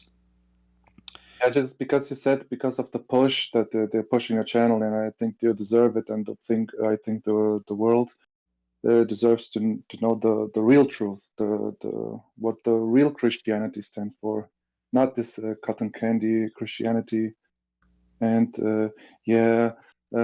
I don't need to fight for my God, and, like, you know, some type of shit. All peace, all love. we serve other gods. Like we have no enemies, but we know that the devil is our enemy, the false gods, and etc. Yeah. Yeah, I I remember don't know. this is I don't know how many years ago. I think 15 years ago, maybe more. The Iranian TV, Iranian. There's an Arabic program actually to speaking about the Islamophobia. So they choose Yeah. one video only from the internet to speak about Islamophobia, and it was my video. If you watch that video, if somebody have it, you will see that the screen look weird because I was using my camcorder. You know, I'm recording by Yeah. camera. You know, so at that time, I was maybe one of the first exposing the garbage of Muhammad making videos in English. Yeah, it feels like all the people that I watch, like who like fighting against the Islamic, I mean, all this type of child marriage, and like in England, this that speakers corner. It feels like all those are just like students of you, Christian Prince. It feels like that they know the real truth from you. Could it be that? Yeah, I mean, all of us. For me, I want everybody. Actually, I want everybody to learn, and that's why we encourage people to copy the videos and post them around. The more people they post the videos, the more we have a better work. And I don't mind if people make money from my videos. The message is to be spread. Like I like to see people from different languages, different culture, joining the fight because Muslims are trying to deceive people everywhere. Chinese, Japanese, African, like African, they are targeting them. They are now trying to spread Islam in Japan. So we are short of work actually. Like I'm complaining about people who they are seeking money over the truth, but still I support even those who they are seeking money, because better than having nobody, better than having just one person, you know, fighting this garbage. Even though their motive is money, still is okay. What we can do. Yeah, I just wanted to tell you that you actually, in my personal opinion, you deserve to get all the fame, the glory that people are. I don't know, like those channels from God Logic. Are they even mention your account or something? I don't have that No, feeling actually, because God Logic, I am the one who invited people to go to his channel. When he came to me first time, he have not even 4,000. I am the one who told people to go and subscribe for him. yeah, I just like it feels like that because I mean they got Yeah, other now their channels, fame. I notice other Christian channels, they never mention Christian Prince. Yeah, In fact, I yeah. notice if they see my name in the chat, their face turn bad. You know, they are unhappy. That's why I avoid to go to their chat, because right away I see that they are upset from their. They try to ignore like Christian Princes in chat. Yeah, but I never ignore them. You know, when they come to they call me. I always say go and subscribe to this guy, to that guy. If anyone call me, and all of you are my witness, and say he's an ex-Muslim, he have a channel, I right away ask people to support him, right? But they never did that to me. They never asked people to. Yeah. Because I know their nature. They are not decent. You know, they are not. The money is at their Yeah, first they want people place, to come to them, and even when they group together because they are the same equality. Yeah. That's all right. I don't have to start to talk about like Sam Shamoon or something. We know about them Sam Shamoon, I am the one who promote his channel. Nobody used to go there. Yeah. In fact, he called Feels me. like that. He called me so people will know about him. I know him. He don't call me just to. He called me, says you are my teacher, etc. But the whole idea, people will know that this is Sam Shamoon. I support him, so people will subscribe. You know, that reminds me of that part of the Bible when John said, "Make a straight path for the Lord to travel." But in that case, that will be not like the Lord, but you're like the king of the teachers. You know, like after Jesus. I mean, of course. Yeah. Like, yeah. All right. Okay, Well, yeah, I just wanted to thank you, CP, and you deserve all the fame. And yeah, no, I God don't want bless you. fame. I'm not seeking fame. Fame is Yeah, the yeah, last. No, I listen. don't mean like, You got me wrong, my friend. There's yeah. no fame here. No, that's it's If I not about want, fame. if I I mean, want like, fame, I will speak using my real name. I will open my camera, and then I will yeah, receive the fame. You do not know me. If you see me in the street, you will not even know it's me. If you read my books, it says a Christian Prince. You do not know the author. And if one day I die, you will not even go on my funeral. So fame is the last thing I seek, and yeah, I know it's that. my I know it's that. my enemy. The fame is my enemy, because I believe fame is sick. Fame Yeah, is an illusion, and fame always make people feel so proud and so stupid. And the more proud you yeah, are, yeah. So for me, I receive no glory of my own, because who was a Christian Prince? Nobody. You don't know him. You know. no, don't say that. Yeah. No, I'm nobody. I'm nobody. But anyway, I mean, fame is the last thing I'm worried about. What I fame? know, I know. I refuse even to go to channels, even though I know they can promote my name as a Christian Prince. I don't go. You know, many they invite me. I say no. Yeah. In my personal opinion, like I said, you deserve everything. And when I say fame, I mean the fame in the sake of the world, that they know the real truth and the real Yeah, the truth is master. something different. We do. Actually, my friend, the people who watch my videos are huge, massive, but mostly they watch Yeah, them not in my channel. They watch them in other channels. You know. yeah, Actually, there's people who play my videos. Like a video I make, it have 20,000. The same video I just posted, somebody else copy it, he will have 50,000. Yeah. So because YouTube, they shadow my channel too, but they don't shadow the other yeah. ones. They don't target them. You're too dangerous for them, You're too dangerous. And you're speaking It's all right. like the real truth. Yeah. Well, thank you very much, brother, for joining us. No problem. Thank you, CP. God bless you. God bless. We have Swigs. Hey, CP, how are you? I'm fine. I just wanted to say thank you so much for everything that you do. I've learned so much about Islam and how to argue against them with all the common points that they be bringing up. I have a Muslim friend that I'm trying to convert in a sense by just telling him everything that I've learned from you. You don't even understand how much you've done, bro. Thank you.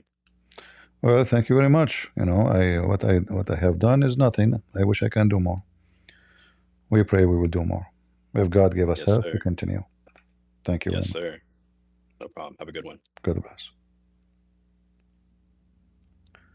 We don't have any Abdul.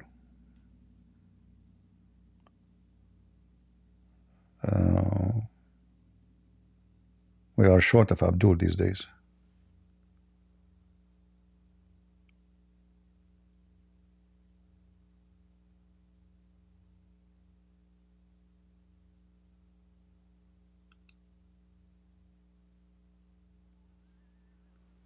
Any Muhammadan?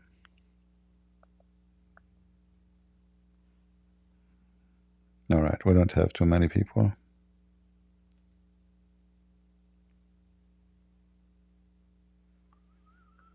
Remember. All right, go ahead, remember.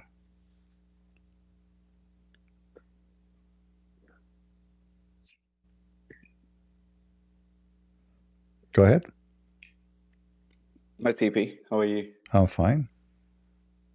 That's good. Hey, I come from a Hindu family and I've become Christian about 10 years ago. Okay. And my wife comes from a Muslim family.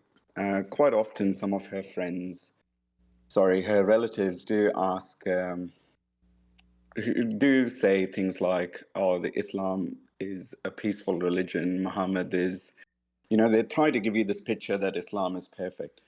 But I've been listening to you for a while, and obviously you've been shedding a lot of truth of what Islam really is. So thank you so much for that first. But I had a question. In one of your previous videos, you mentioned something about Allah and the origination of that word and why Arabs tend to use that word in their Bible. Could you expand on that again? And is there some sort of resource that I can actually reference whenever I'm speaking to my relative? You see, the Muslims, they try to explain Islam or why Muslim they use Allah, and then they say to you that the word Allah coming from the word al-ilah, al-ilah, which mean the God. But the fact, the Muslims, all of them agree that Allah is a name, is not a word coming from other word. So they lie when they try to make it or route the word to different direction. So the word in the word for God in Aramaic, even in Israel in Old Hebrew, it used to be al, al. All right, al. By time, the Hebrew changed and become el. So Emmanuel become Emmanuel. Mikael become Mikael. Israel. The word Israel never been used actually in the Old Hebrew. It was Israel. So sometimes the word Al, which is God, is in the beginning of the word or at the end of the word. Like, Mikael, or like if we go to old names like Daniel. So Al is a word mean God. This is the Aramaic, which is the Hebrew coming from it too, and the Arabic. So Allah is God La. The word Al is God. La is the name. The Muslims they try to mix between this and the word Ilah. If we go back and study the Bible, we will find that the name of Abraham was not Abraham, was Abram, and the word and the name of the wife of Abraham is Sarai or Sarai, not Sarah. So what the Old Testament shows us that God inserted the letter H or ha, ha,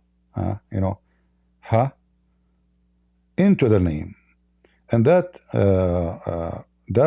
letter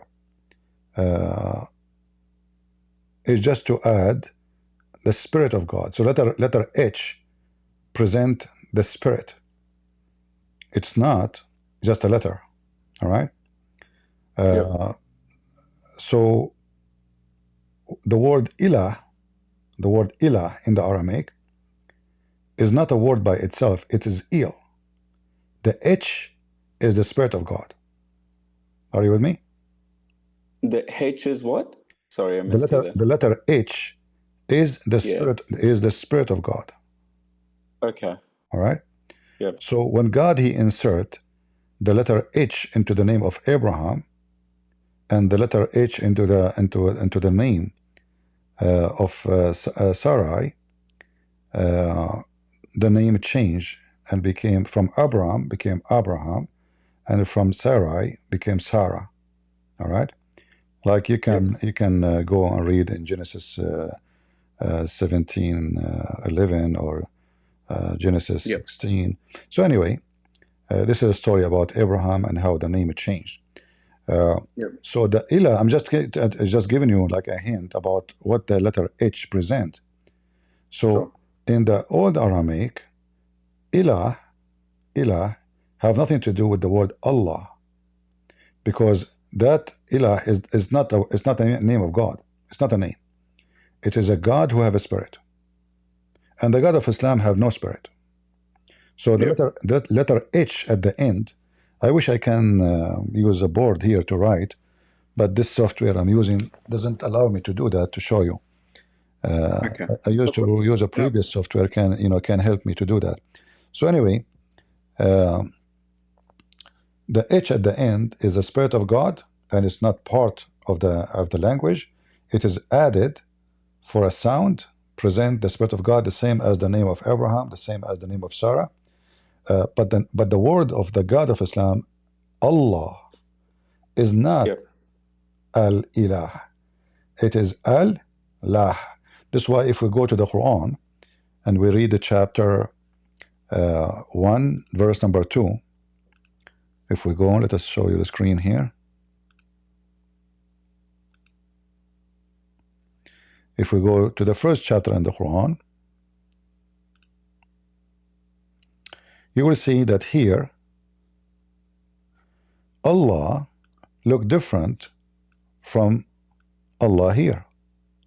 Why? Because this is not Allah. This is Alhamdulillah. Li in Arabic mean two. Yep. Lah Wow. is the name of the God. Yep. All right. The first one, Bismillah. Bismillah. Yep. Allah, because simply it is two words, not one.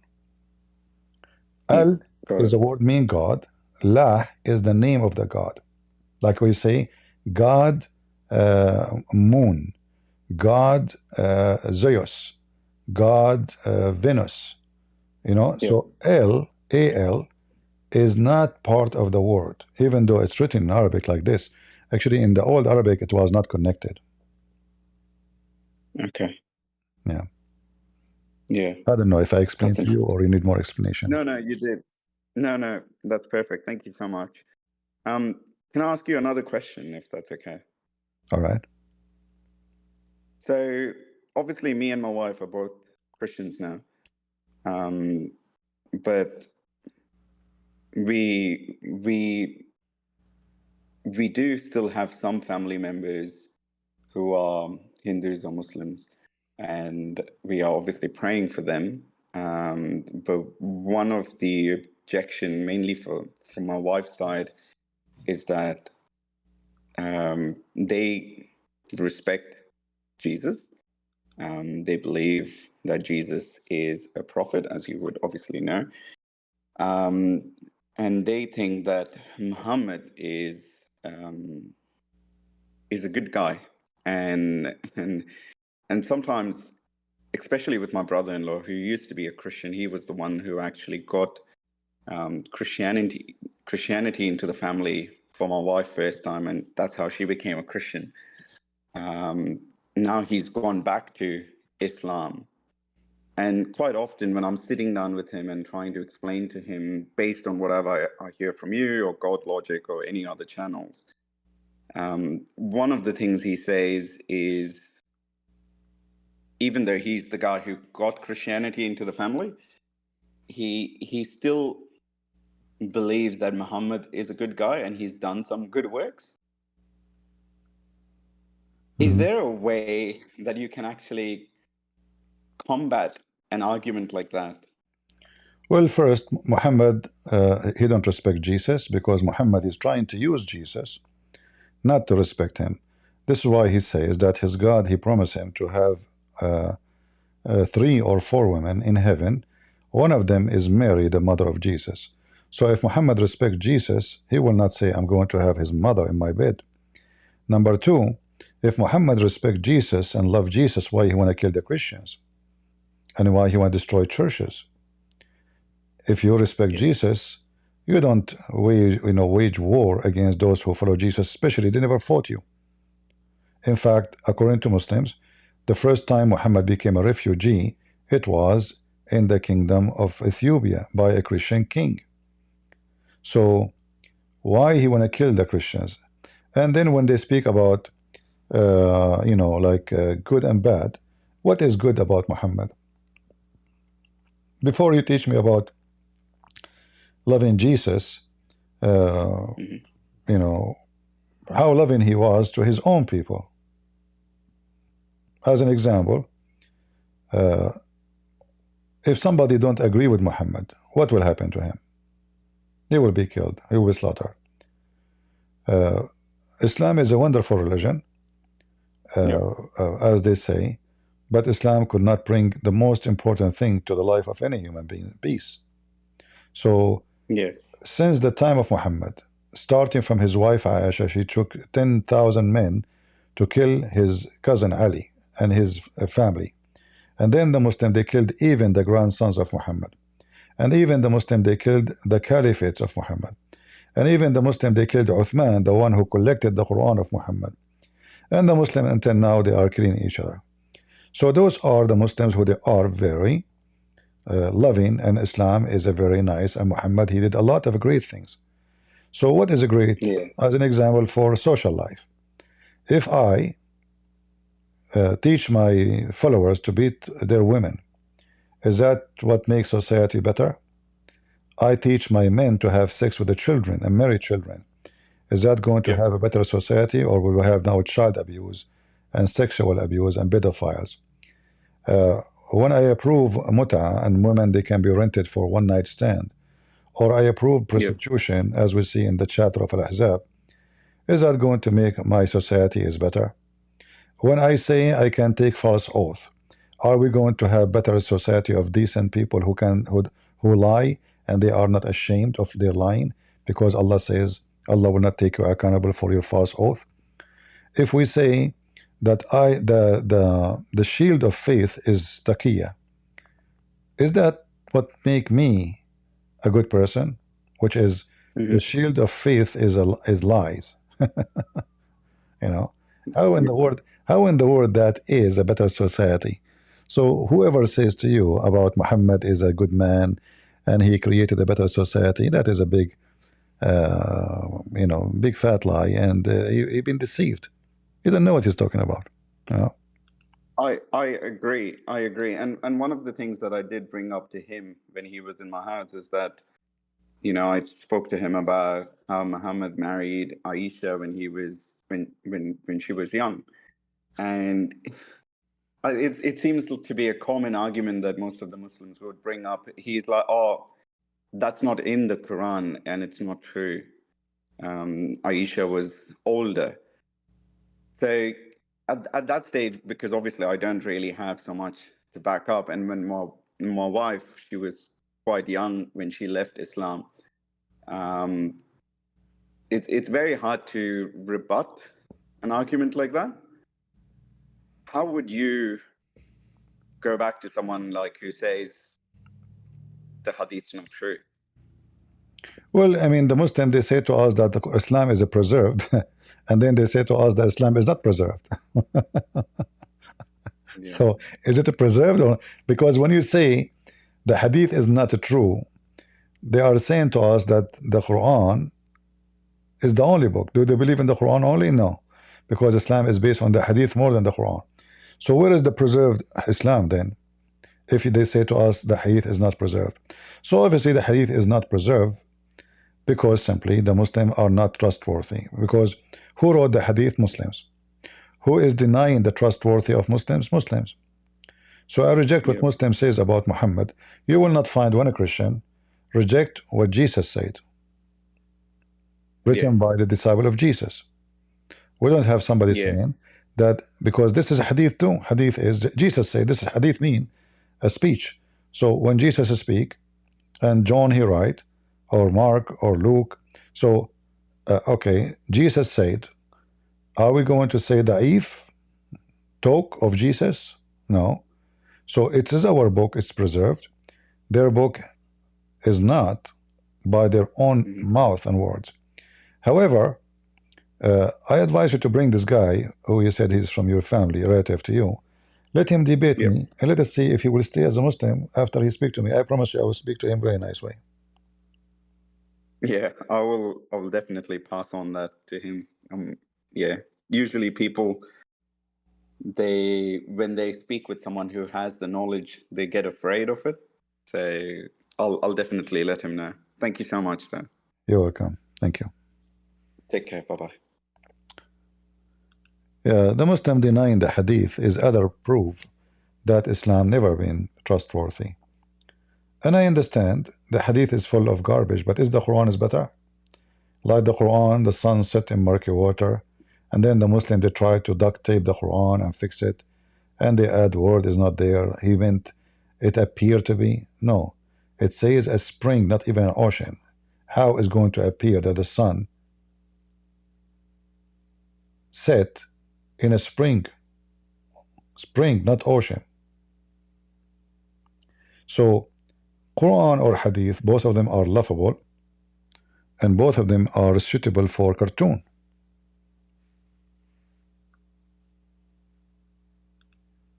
All right.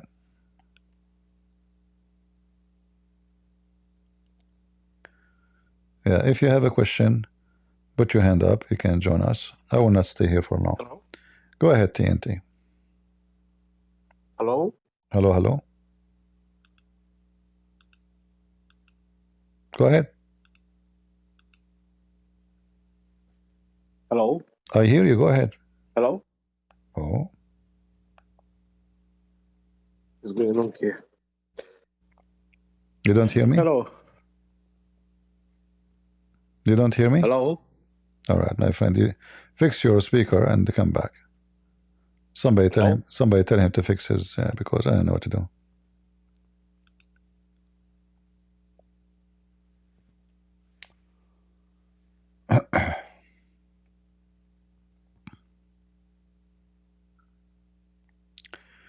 Is it true that you cannot find Ibrahim wife name in the Quran?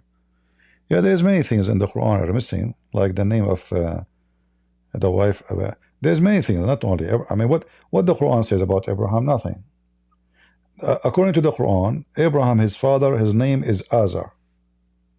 So Muhammad, he have a wrong. Mary, her father is Amran. So the stupid Muhammad, he think that Mary, she is the sister of Aaron and the daughter of Amram, the father of Moses. Muhammad, he heard that the Aramaic, they say that Abraham, he said to his father Azar. So what Muhammad, he thought Azar is the name of the father of Abraham, but Azar is a word being foolish in the ancient Aramaic.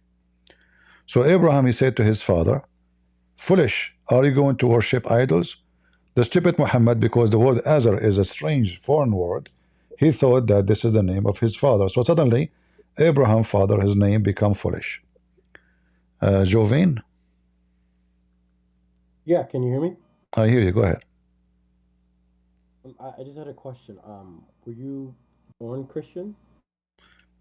There's nobody is born Christians. We as a Christians, we have to be born again, as the Bible said. If you mean I'm born of a Christian family, yes.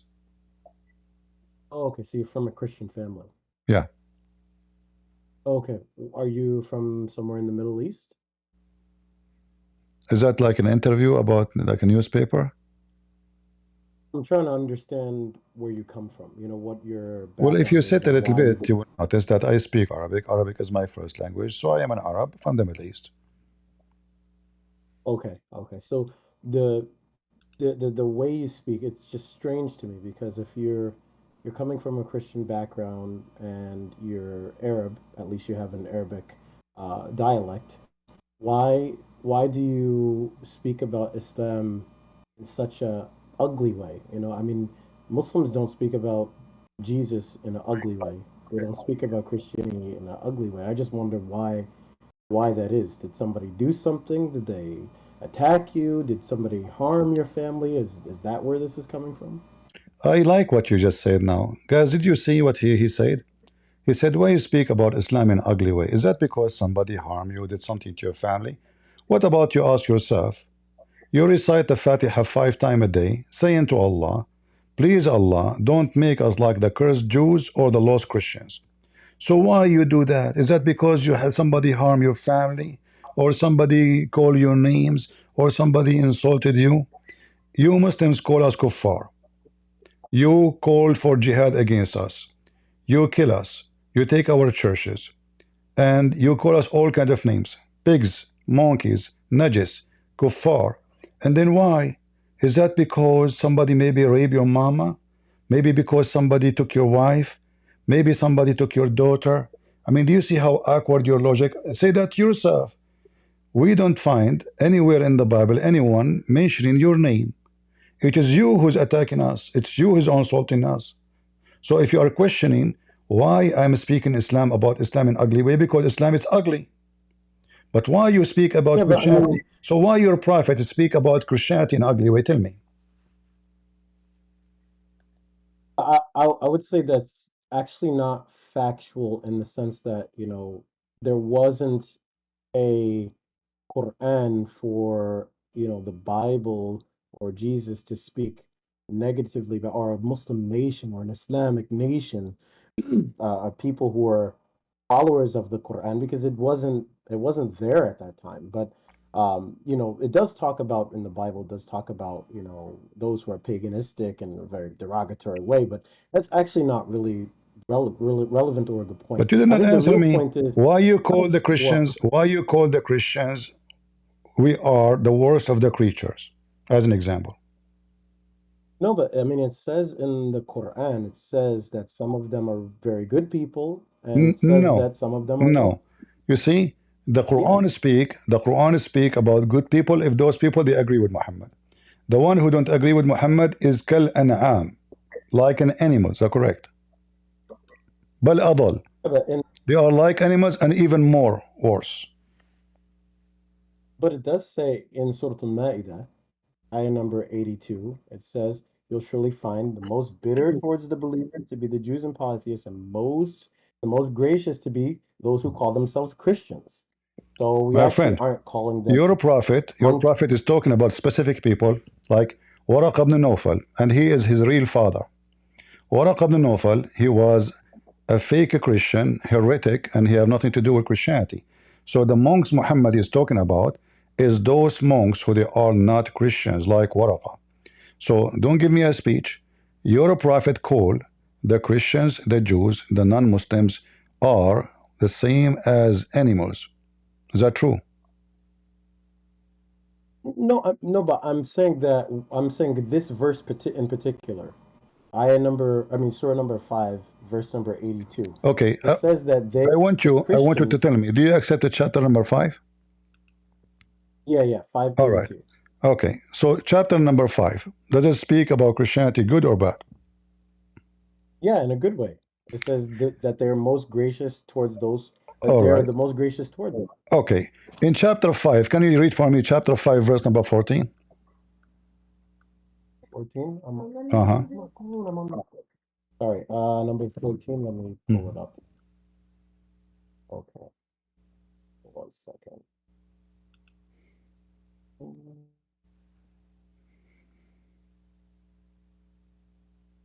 5:14. I have it on the screen. You can read it.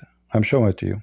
Oh, I see. Okay, I have it here also. Okay, so it says, and from those who say we are Christians, we took their covenant, but they neglected a portion of what they had been commanded to uphold. So we let hostility and enmity arise between them until the day of judgment, and soon Allah will inform them of all they have done. So this is just talking about the reality between the Christians, the relationship that they have between and amongst each other, that they neglected what God had sent to them. So between them, there's animosity and hostility and enmity and so forth. But that doesn't say anything. Is it okay that if the I call you Muslims- is it okay if I call you a liar, or you will be insulted? That's what I just read. No, because you just said he's talking about reality. No, it says Allah, he planted enmity between them. Not he's talking about the enmity between the Christians. Do you know how to read? Or you don't? You're like your prophet. No, it says, so we planted. He's not talking about reality. He's talking about what he planted. The reality is that Allah is Satan, because the one who planted hatred. What if I say to you now, those who call themselves Muslims, I am a Christian prince, I'm going to plant enmity and hatred between one to each other. What you be honest with me, how you describe my plan against Muslims to plant hatred and enmity against you and your brother in Islam? What do you think? Be honest. Yeah. So the translation that you have is different than the one that I have here. I'm using. What do you have? What the translation you have? Give me the name. I think this is Mustafa, Dr. Mustafa. Mustafa Khattab. This is a big fat fraud. Mustafa Khattab. You see, this is other issue about Islam. Islam is not a religion. Islam is a translation, because you do not know Arabic. So any fraud, he can lie to you and fool you. However, I am going here to read Mustafa Khattab translation. So here it says, so we let hostility and enmity rise between them. That's false. It says here in Arabic, فأغرينا بينهم العداوة والبغضاء إلى يوم القيامة. أغرى, it's mean we seduced. We seduced. The word even seduce is not even we planted. Seduced. It is satanic word. فأغرينا. You can take the same word. You can take the same word أغرى or أغرينا and put it in Google translation. In fact, I can translate. Here we go. You know, let me highlight it. Comes from the word غروا, right? So we tempted them. This is a translation of Google. But the real meaning, we seduced them to do enmity. So we were tempted. So Allah, He seduced the Christians to be enemy to each other until the day of judgment. And let me ask you now, if I make Muslims enemy to each other until the day of judgment, did I make Muslims better a human being or worse? If you made us enemies to one another, then you would be, you know, putting dissension between us. Okay. Yeah, that wouldn't be good. Does that make me doing good or bad? Yeah, so then what this is saying... No, is it bad or good? Is it bad? If I planted enemy... I agree with you. Huh? Yeah, no, I just want to clarify, because I agree with you that the translation that I have here is not saying the same thing as what you're saying. And غروا definitely does translate to incite. I'm looking in the Hans Ver dictionary. So it does say to instigate, to abet, to urge, to impel. So what Allah subhanahu wa ta'ala is actually saying, instead of saying, so we let hostility and enmity, well, we put hostility and enmity between them to arise between them until the day of judgment. Why? Well, what he's just saying there, yeah, he's not, but this is different than what I was arguing. I was just arguing, this is not saying Christians are monkeys and all this other stuff. They're not. I was asking the question from the beginning is why you speak ugly about Muslims. Because I'm not speaking ugly about Muslims. Muslims are ugly anyway, because you Muslims kill each other. Aisha, she took an army of 10,000 men to kill Ali. Is that because of the CIA? Who killed Uthman? The ugly Muslims. Yeah, I mean, Uthman is the one who collected the Quran for you. How you reward him? You kill him. Not only you kill him, you take the hair from his beard one by one before you kill him. Not only you do that, after you kill him, you cut his head. Not only that, after you cut his head, you put it in a stick. And not only that, you go and you bury him with the Jews. Ugly. Muslims are ugly. So my friend, I don't sugarcoat. You said to me why you are speaking ugly things about Muslims. The Lord, He says, from their fruit you shall know them. Give me one fruit is good about you. You're a prophet or you're his companion. Go ahead. Give me good fruit. A fruit, you said? Yeah. The Lord said, from their fruits you shall know them. So if your fruit is good, you're good. If your fruit is ugly, you're ugly. So go ahead, give me the fruit of your prophet companion, the fruit of Muhammad. If it is ugly, he is ugly. If it is good, he is good. Go ahead. I see your argument. Okay, I understand. I wasn't understanding it originally. But yeah, so you're saying if there's anything good that's coming from him or anything bad that's coming from him, then that's related to him. Can you speak louder, please? Can you speak louder? Yeah, can you hear me? Can you hear me okay? Yeah, better now. Okay, go ahead. Yeah, so I wanted to actually respond to the other part because it's hard to follow if you're asking a new question. But you know, the point was actually the Christian people, right? Christian people, and the Quran does speak about Christianity and the reality of Christianity, and God can say whatever He wants about whatever, you know, people who don't follow Him. That's His choice. What is the reality of Christianity? What is the reality? You are trying to avoid my question. Allah will spread hatred. Is that will make Christians better people or worse? Let us say the Christians are bad. Let us say the Christians are bad. Let us say that. Okay. So now Allah decide to implement hatred and enmity between the Christians until the day of judgment. Is that will fix in the Christians or will make them worse?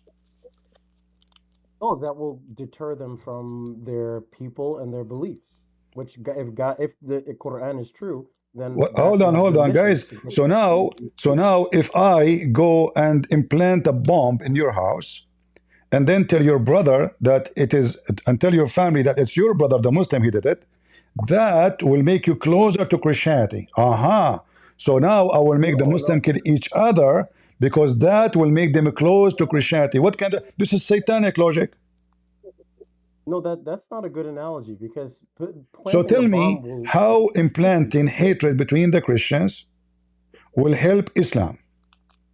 I will tell okay, you. well look at I it. will tell you. So you can conquer them, so you can rape them, so you can take their land, and you make them your slaves. Yeah, but I don't see it that way. I mean, you could easily Who just are say you? that Who are if you to see it this way? Who are you to see? I'm speaking about facts. I can give a reference. Did your prophet says that the best of you is the one who bring non-Muslims like dogs with a chain around their necks? where did he say that? In the book of Yeah, Mickey Mouse. but before you go too far, I'm I not wanted to going address far. that Don't point. go. Don't go. Listen, I'm not going far. We're in the topic. You're a prophet, he Okay, said. so You see, I read Mickey Mouse all the time. In the book of okay, Mickey but I want Mouse, to address. in the book of Mickey Can I Mouse, it just says that you're a prophet. He says that the best of you is the one who go and kill non-Muslims and bring them like dogs and put chains around their necks until they embrace Islam. Is Islam is ugly or and not? this is referring to the verse, right? At verse This is a 3:21. hadith. Can we read it? This is a hadith. Yeah. Uh-huh. Yep, it's the And hadith this is a it's verse in the referring to the Quran saying that the Muslims are KKK. They are supreme. They are the white supreme nation.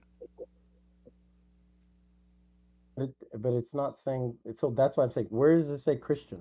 Where does it say My friend, anyone who is not a Muslim, he is part of the chain game. So you go, you are the best of mankind. Why? Because you go, you hunt them like dogs, you put a chain around their necks, you enslave them, you torture them until they embrace Islam. In fact, even after they embrace Islam, still you keep them as slaves. I can show you tons of reference. So is that ugly or this is good? Well, do you see the point? This is why I was trying to make the point is Is let's that say you ugly or have good? Don't tell me points. Is this is ugly to bring somebody into 100%. Islam by the chain around his neck? Is that ugly or good? I want to answer your question.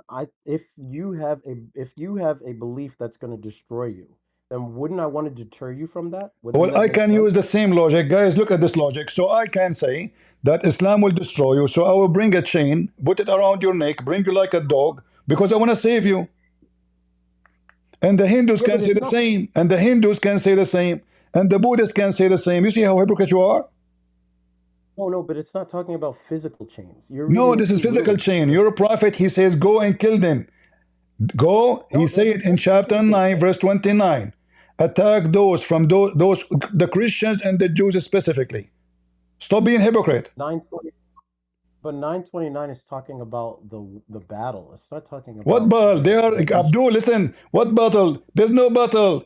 Those are people who they are living in Syria. He said, attack the Roman and get the blonde girls. Did your prophet say, attack the Roman and get the blonde girls? Yeah, I mean, but look, there's context to these This is the statements, and context. I'm giving you. I'm giving you the context. Did your prophet says attack the Roman so you can get the blonde girls? Can we pull up the verse? You do not know what I'm talking about?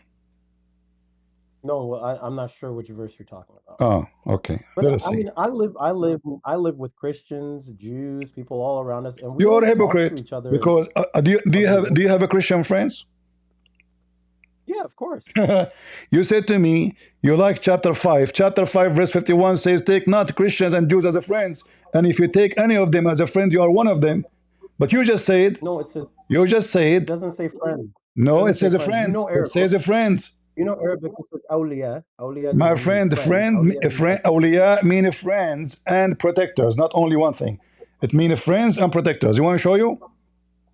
Yeah. In this context, it means. Don't tell me context. No, it means only one thing. Awliya is somebody you trust, you friend, and you protect each other like you became close. So this is what it says. Chapter 5 verse 51, and remember this is the verse. You yourself look, this is your Khattab, this is the translation you choose. Look at this, look at it says, yeah, okay, neither take Jews or Christians as guardians. Yeah, guardians is different than a friend. A friend okay, is hold somebody on. Do you take the American police as guardian for you? Guardian in what sense? Over my what sense? No, what sense? They are police. I mean, They are the guardian. You see, I'm going with your lies. I'm going with the lies of the translation you gave me. The police are your guardian. They are the one who protect you. So do you call the Christian police if somebody come to your house? Yes or no? We call the police, of course, if somebody is attacking you. All right. So you are not a Muslim then. You are not a Muslim. No, You see, I'm going with your translation. If you take them as guardian, you are one of them. Guardians in what sense? Of Guys, course, what sense? What sense? Guardian mean guardian, God, bodyguard, guardian. So now he does not know what guardian. A second or so ago he says awliya does not mean friends. He said guardian. Okay, guardian. Here we go. We stuck with guardian. Now we do not know what guardian. Guardian have many definition now. I didn't say guardian. Actually, I said awliya means like a very close, intimate. What intimate? Are you going to have sex with them? Where do you get this from? I'm not saying that. Look, this is it's not as you're putting. Listen. Do you speak Arabic? Do you speak Arabic? Little bit, but okay. If I can So, Mr. Little Bit, Mr. Little Bit, can you show me the interpretation for this? No. Everybody, either you are a liar or I'm liar. If I am lying, I will apologize. If you are lying, you are a Muslim. I will not ask you to apologize because this is what you do for a living. So, can you show me the interpretation for this verse from Islamic source you trust? Yeah, I mean, I would have to go and look it up. But no, we have. I can do it for you right now. You want me to get you busted? You Muslims are lying machine. You Muslims are a lying machine. You have no shame. So when you say, when a Muslim he says something, I always say, never trust a Muslim. Whatever he say, he is a liar.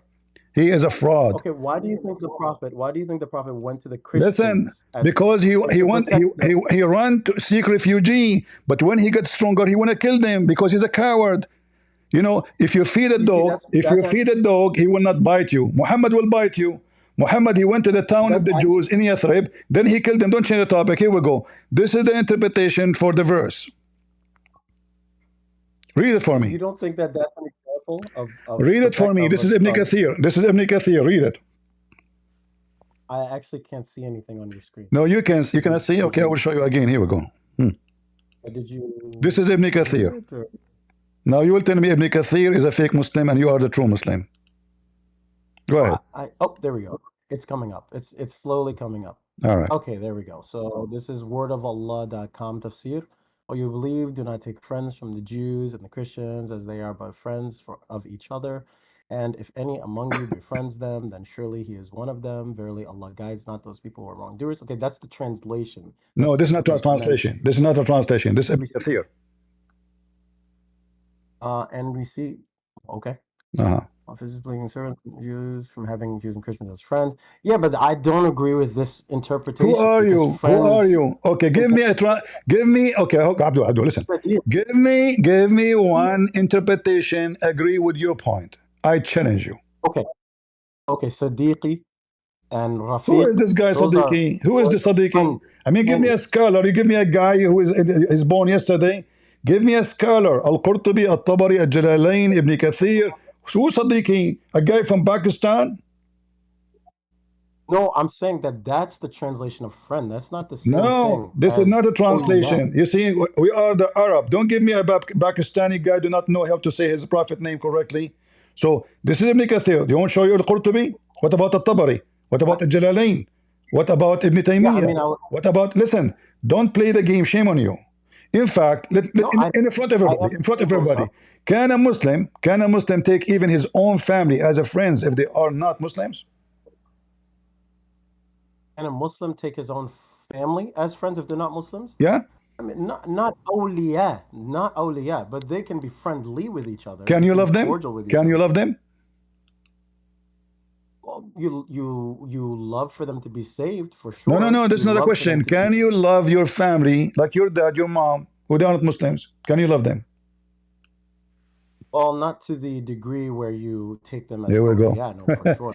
Abdul, you cannot even be in love with your mama. Not the Christians.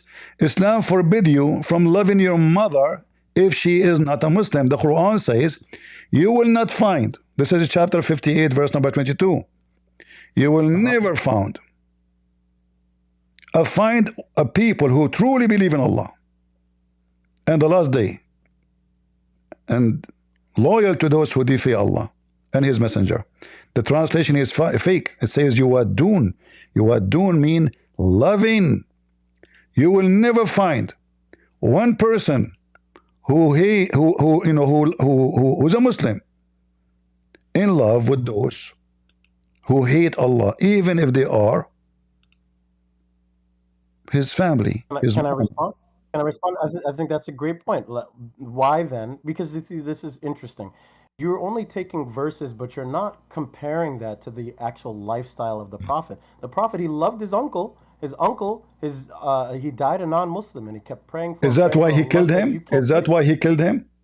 Which uncle you are talking about? I'm saying, which uncle you are talking about? I'm saying that. Did he kill one of his Did he kill one of his uncle and his kids? What are you talking about? Not saying that. I'm just saying, what are you talking about? Hold on, listen. Why you cannot love your mama and your father? Yeah, I'm trying to ask, why do you think that happened?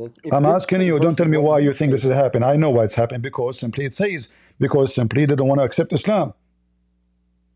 If this verse is what you're saying it should be translated as, why would the Prophet... Don't tell me translate it. I can show you the interpretation by your scholars, not by me. Stop playing games. I'm asking you okay, why... so I'm asking you, if I don't convert to Islam and you are my son, why you cannot be good to me? I did not do anything to you. I did not do anything to you. I don't want to become a Muslim. Why you should hate me? I mean, but that breaks the bonds of family. If you were born a Muslim, of course, you're going to break the bond of family, because... So, okay, so let us take a conclusion. You cannot take a friend of a Christian or a Jew. You cannot take a friend of a Christian or a Jew. Are you an American citizen? Awliya, yes. Okay, Awliya, do you accept Trump as your president? Sure. Yes. Well, you just told me you can take him as a guardian. The guardian of America is the president. He is the commander-in-chief. Shut up. He is the commander-in-chief for the army. Those are your guardian, the non-Muslims. So you are a hypocrite according to the Quran. The one who take them as guardian, you said it's not a friend, it says guardian, so I will go with you. So those who you live with them, they are your enemy. So what do? You practice taqiyya. Is it true that you're allowed as a Muslim to lie to non-Muslims? You kind of translate these things like ISIS translates these things. I don't translate anything. I showed you reference. Guys, did I show his own books? I showed you Ibn Kathir. I can open Al-Qurtubi. I can open Al-Qurtubi. I can open Al-Jalalain. I can open your prophet. I showed your prophet saying, bring them with the chain around their necks. Like how you will chain? How we will bring somebody will chain around his neck? Tell me. By killing me. No, they're not physical. They're not physical. Look at the liar. Look at the liar, guys. Look, not physical. Look, I've lived with people who are not Muslim my whole life. My friend, because now if you try to put a chain around our neck, we will lock you up and we'll treat you like a dog. You don't dare to do it. So now, because you are weak, you don't dare to do it. But if you are strong, you will. That's what your prophet did. How many slave women Muhammad he kidnapped them with the chains around their necks? I think the true message of the Prophet and Islam is love between all of us. Yes, there are verses that is a big fact. Okay, in front of everybody, you see, the love between each of us. Did your prophet say that non-Muslims are filthy? That najas is different than not filthy like your dogs. No, you are filthy. Can I touch your Quran? Can I touch your Quran? Meaning impure. Can I touch your Quran? No, meaning impure. That doesn't mean no. That you're najis. Okay, dog is najis. Is that correct? According to the other madhahib, yes, except for Maliki, that is piss as najis? Is what is it? Piss. Like urine. Yeah, of course. Yeah. Okay. And Christians are najis. A second ago you said because to they me, know a second ago you said to me, not physically. I mean, do you see the you're in hypocrisy? a state of heaven. Listen, listen, You're in a listen, state of listen, heaven. listen. Okay. When Muhammad he said the non-Muslims are najis, isn't it his father and his mother are najis too? It's you're looking at it so strange. It's like when somebody says, "Hey, you touch something that's nasty," right? Then you would No, say, no, "Hey, no, you no, no. can't touch This is this." not. You don't change. You said to me that piss is najis, dogs are najis. So now dogs and Yes, piss is equal to Muhammad parents because he said, وَإِنَّمَا الْمُشْرِكُونَ najis. So mushrikeen cannot enter the Holy Land because they are najis physically. Otherwise, why we cannot? Because we are najis. So the najis is Muhammad because when Muhammad says that he is a son of a najis man and najis women, they are not Muslims. Muhammad is a fool. He just insulted his parents. And based on the Well, you Old Testament definitely teaching, know. Muhammad should be killed for insulting his parents. You You see, definitely know about wudu, right? You know about like raf'ul I hadath, like I right? like wudu. Lifting I of like wudu. How you do wudu? washing your hands and so forth, your face, cleaning yourself, right? So Okay, when somebody is hold not on. When you do wudu, accustomed to the do you use? I heard that Muslim they use women blood menstruation ceremony. to clean themselves. Is that true? Okay, so I just wanted to make one point, just No, no, that no, when no. you make You mentioned wudu, wudu. Hold on. Is it true that you Muslims you use women blood from menstruation to prepare yourself to meet Allah and meat of dead dogs? you're jumping from so many different I'm topics. I not want to jumping. like It's you deal who with mentioned, one of guys. Who is the one who mentioned wudu? Is it me or him? It's you. yeah, I was And trying to now we make don't a want to talk point about about it. wudu. Okay. So now wudu. Do you wash yourself by women blood and dead dogs? Yes or no? Can I just make a point about wudu and then I Yes can or answer no? that Yes or question? no? Yes or no? The only point was when you Yes or don't, when you're no? not a Yes Muslim, or you're not no? Do you use, you said you do wudu to clean yourself clean. You said that. How in the world you clean yourself by washing by by blood of women and dogs, dead dogs?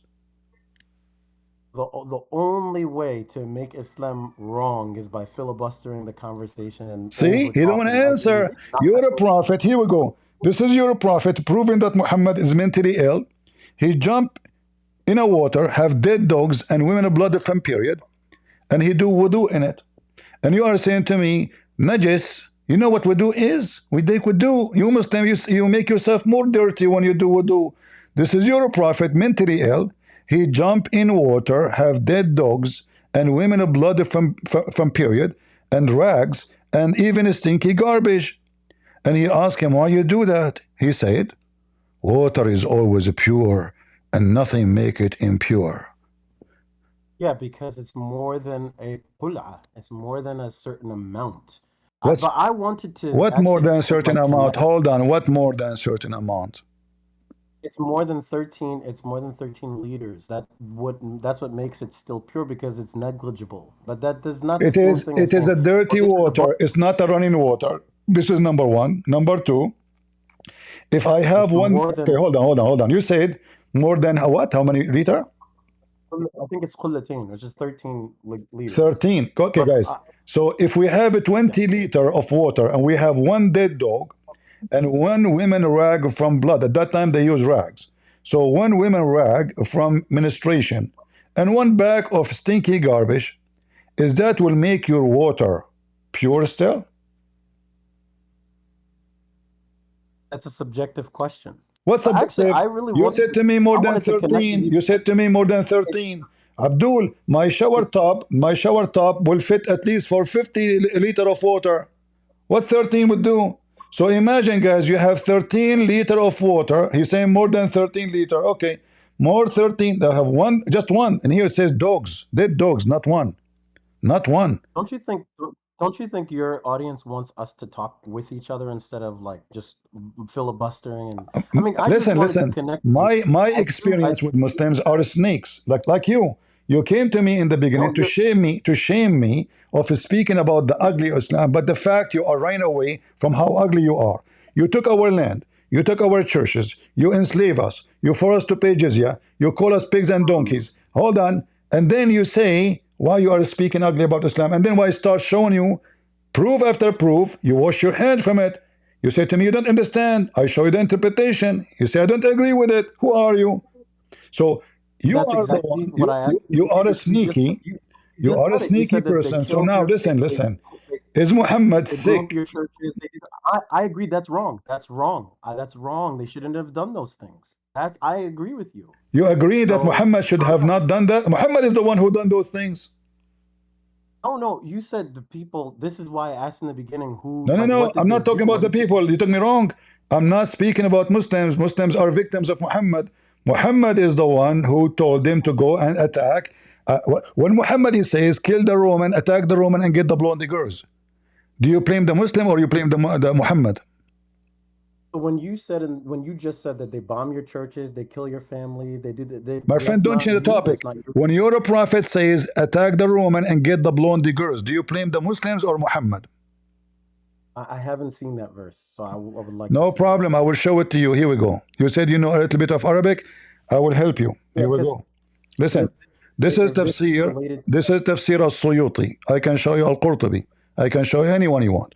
It says that the prophet said, attack the Roman and get the blondie women. A man who was located there, his name is Ajad. He said to him, why you are tempting us by women? Why? Muhammad, he accused him to be a liar, a hypocrite. Look what it says here. And Ibn Abbas, the Prophet of Allah says, attack and get the yellow, the daughter of the yellow. The who? The daughter of the yellow. So the munafiqeen, the hypocrite, they says he is tempting us with women. They are munafiqeen or Muhammad is munafiq. Are we attacking the Roman to spread Islam or to get their women? What is the on the authority of Ibn Abbas that the Prophet, may God bless him and grant him peace, said, invade and seize as spoils the daughters of Banu al-Asfar. Some of the hypocrites said, he will tempt you with women. See? So God revealed. What is the authenticity of that hadith? Authentic. Very authentic. Where is the authenticity? And here this is other. So are you saying to me that you Muslim explain the Quran by a fake story? No, I'm saying where is it? No, I'm saying too, and I am saying, are you saying to me that we Muslims, we lie when we explain the Quran? Because if this story is not authentic, and you explain the Quran by an non-authentic story, that means all of you are a fraud. It just means I wouldn't accept it as an explanation or a story if it's not authentic. Well, it's authentic. So, this is why it's used to explain the Quran. Why you want to explain the Quran, you as a Muslim, by a fake story? And here there's other issue. There's other issue about the ugly Islam. Look how ugly this religion is. They keep talking about Islam is a preserved. The second we show them a story will make Islam look so stupid, they will say, is it authentic? Maybe not authentic. But it's I don't not accept Quran. that. It's not Quran. It's not hadith. So no, this is Quran. This is Quran. This is interpretation for the Quran. Muhammad in the Quran. So because the verse came after this guy, after he said to them, attack the Roman and get the blonde girls. So the Quran came, says that those hypocrites, they are saying, don't tempt us. Okay, can you explain to me the verse? I mean, I would like to see what is the verse. I'll pull it up. What is the verse?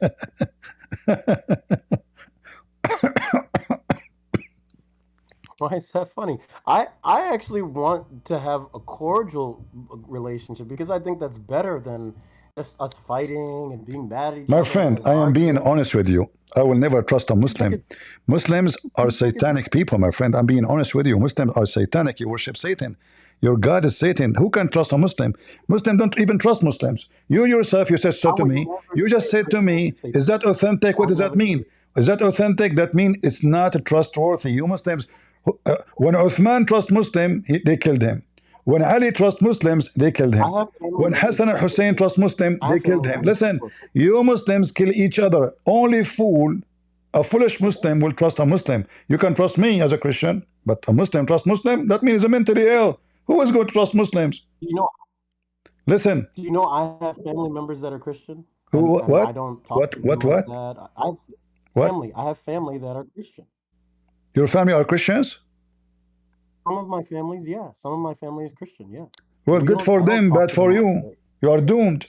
You are following the devil. No, I'm just saying we don't have conversation like where we start bashing each other. No, my friend. You are talking to Christian Prince. I'm not your family. Your family maybe know nothing about the garbage of Muhammad. See, You're talking to I me. think you can only talk that way about other people if some other people have done something to you. Otherwise, You see, okay, I want to go with your logic. What the Christian did to Muhammad, so he decided to kill them. Go ahead. He went to Warqa bin Nawfal. He didn't kill him. He just talked to him. He spoke with him. Warqa bin Nawfal is his real father. Warqa bin Nawfal is his real father, the one who used to sleep with his mother. Read my books. And they went to Yemen. They went to the Christians of exactly. Muhammad is a hypocrite. He went to the Jews too. Later he killed them. Yeah, and that should show you the example. Yeah, this is what happened when you accept a Muslim refugee. You give him a room in your house, later he take the house. So Muhammad is a bad person. Is that how you return the favor of those who gave you refuge? So now let me go back to zero. Let me go back to zero. When Muhammad I want to show you in 2 seconds how hypocrite you are. When Muhammad he taught you that it's better to have sex with the children from having sex with mature women. Is that a teaching from God or from the devil? If he said that, then that would be problematic, but he didn't say that. There would be what? He did. If he said that what? If he said that what? He did not. If he said that, that would be problematic, but he did not say that. But is it what the problematic mean? Is it from God or from Satan? Problematic means it's not good. Okay, not good. So he's trying to be politically correct. So here we go. This is your prophet. He saw one of his men. He got married, and he went to rush to go home. He told him, "Oh, why you are running to go home? You know, what's up? Did you get married?" He said, "Yes." He said to him, "Did you get married with the child or with the growing women, a widow?" He said to him, "With the widow." He said, "Why? Why you do that? Why you don't marry a child so you can sport with her and she sport with you? Huh? Why? Why you don't marry a little girl? Huh?" Can you hold on before you keep passing by it? Because it says, where is it? Where is it? Read it. Yeah, the Arabiya, where it says, what's the word for girl? It is a virgin girl, right? Why didn't you marry a virgin girl? So what's the word for that in Arabiya, in Arabic? First of all, in Islam, the word virgin does not mean virgin. A Muslim woman, she can be effing 10,000 men as long as she did not get married. It still is called virgin. Yeah, but can you go over to the Arabic? In the Arabic, doesn't say virgin. It says jariya. Yeah, a jariya is a virgin girl. No, jariya is not a virgin. Jariya here meant literally a child. No. Okay, let us read and let us see and read together. Read.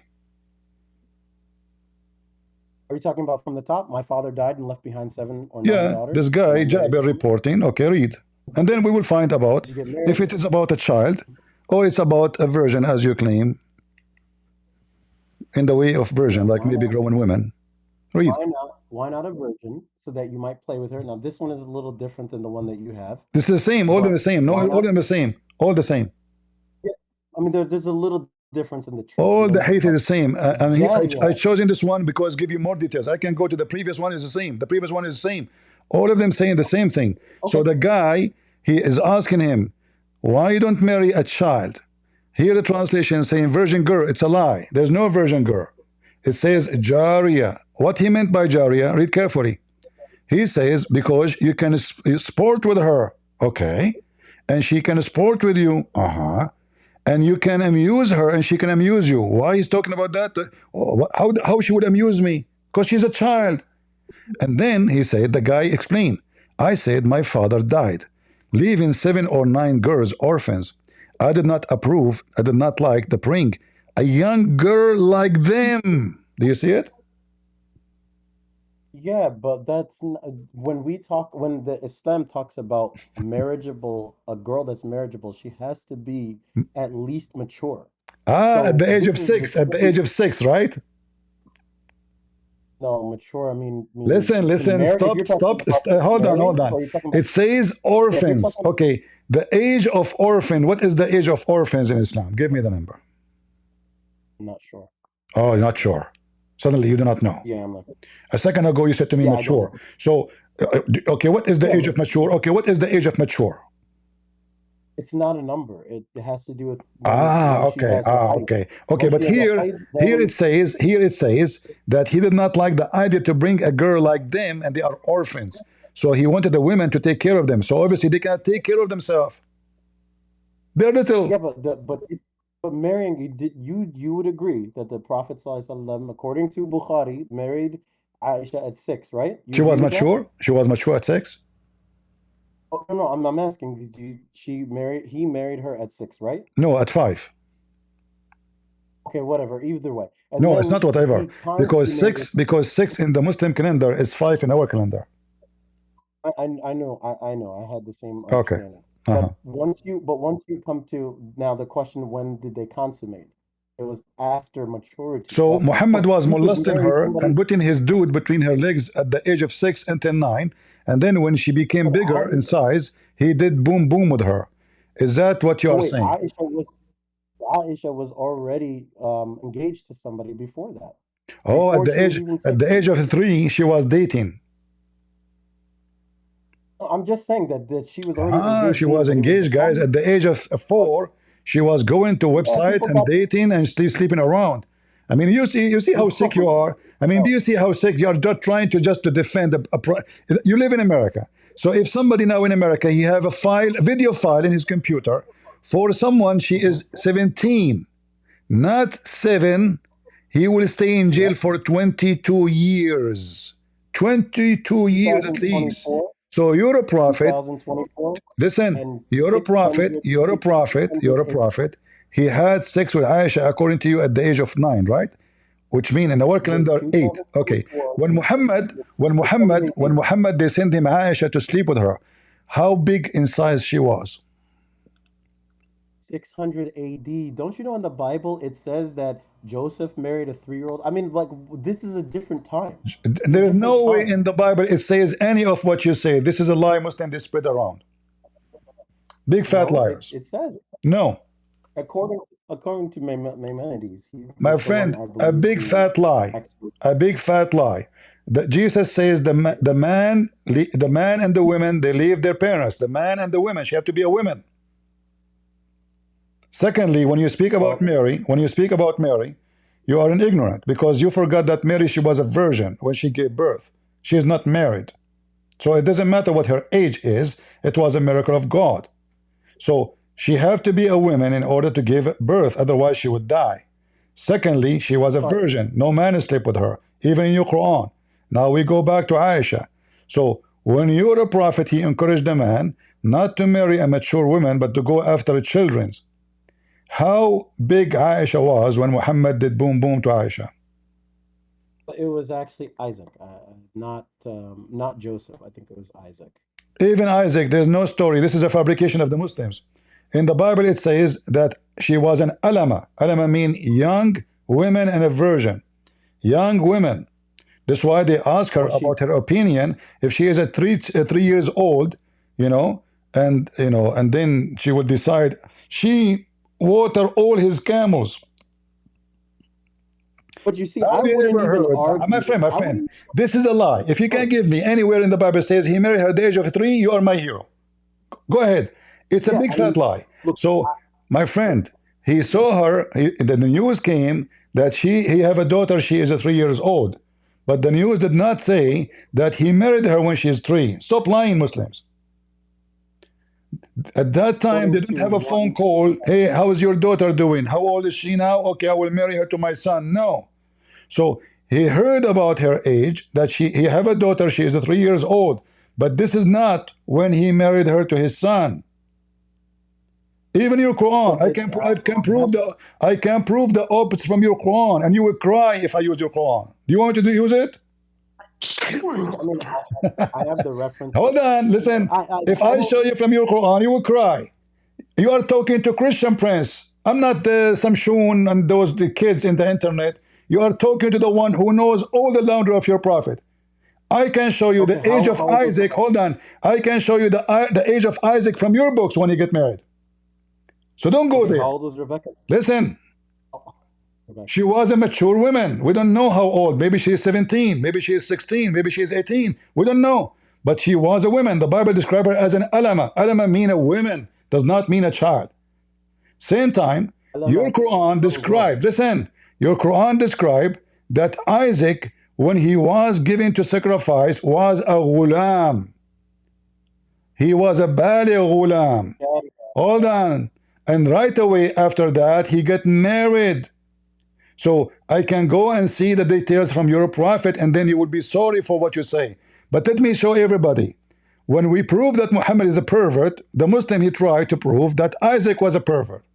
But for the sake of argument, hold on, no, let's go. For the sake of argument, that will not change the fact that your prophet is a pervert. Or what you are saying to me, there's two perverts now. So if Isaac did that, hold on, if Isaac did that, which is not, he's a pervert, and your prophet is a pervert. I'm not saying that. No, you are saying. So I'm asking you now. I'm asking you now. How was big Aisha when they sent her to Muhammad? She was 30 centimeter. She was 30 centimeter height, 50 centimeter height. How big she was? How big? Why can't you respond to anything I say? I'm saying to be fair. That's all. Just be fair that these texts, they have a context and a time period that is very, very arcane. What time? What time period? What time period? I said 600 AD. We're talking thousands of years ago. Who care? These are who care? Who care? Still, she is little. Is it true? Is it true that she? Is it true? Okay. Is it true that Aisha at the age of 6 she was 140 centimeter tall? I don't know. I would have to find the reference. Okay. Is it true? I will give you three options. Aisha she was 1 centimeter tall. Aisha she was 2 meter tall. Aisha she was 25 centimeter tall. Which one? I don't have an answer. I will show you the answer here. Aisha, she was so small to the point. Her mother, she have to feed her to fat her up so she can be boom boom by Muhammad. Read it. Where does it say anything about height or any of that? Read it, read it. We will see now. Yeah, I read it. It doesn't say anything about height. I did not hear you reading it. Go ahead. No, my mother was trying to fatten me up when she wanted to send me to the Messenger of Allah when she got married, but nothing worked until I ate cucumbers with dates. Then I grew plump like the beast, like the best kind of plump. That has nothing to do with height. Okay, she was 30 centimeter because it says clearly she is so little, and now we are feeding her. Okay, is that what mature mean? Is that a chicken? These are such funny arguments. These are like funny arguments. No, how this is funny argument? This is telling us that Aisha, she is so small, so tiny. She don't even have meat in her. So her mother, she is sending her to the butcher Muhammad. And what Muhammad he saw in Aisha when he married her? I mean, when they send her, she have no meat. How he married her? Let me just ask you one question, please. If you are in person with a Muslim, do you talk to them like this, or do you speak to them like human beings? I talk to them as I am. Trust me, I'm not a coward. You don't know me. If I met you, we would be cordial. I'm sure you'd be very respectful. If I met you, I will never respect you. I never respect Muslims. Just because we believe in something. If you debate, if you say hello, I will say to you too hello. If you say to me nice to meet you, I will be nicer to you. If you want to debate about Islam, I will be me.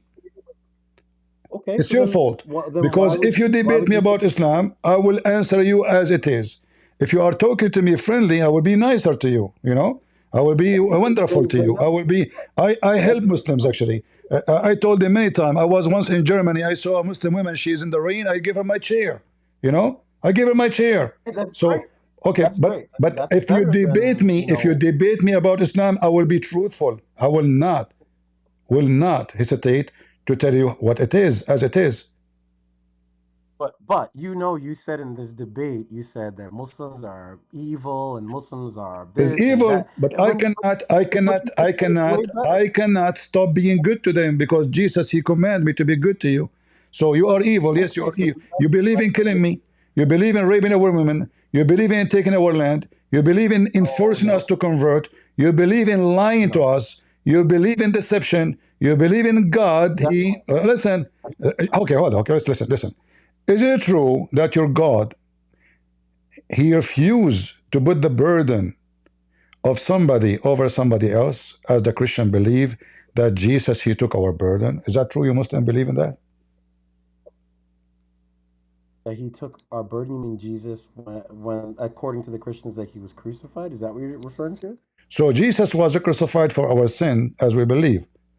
Muslim, they laugh at us and they say, so in Islam, God, he refused to take the burden of somebody, put it in somebody else. Is that true? I'm not really sure. I don't understand exactly. What do you mean you're not sure? If I did fornicate, should you pay for my fornication or I pay for my No, fornication? definitely not. No, we pay for our own sins, of course. All right. So is that justice that you pay for your sin or somebody else pay for your sin? No, you pay for your own. It's not justice if somebody else pays for Exactly. So why your God, the evil Allah, he will take the sin of Muslims even though it is like mountains and he place it on the Christians?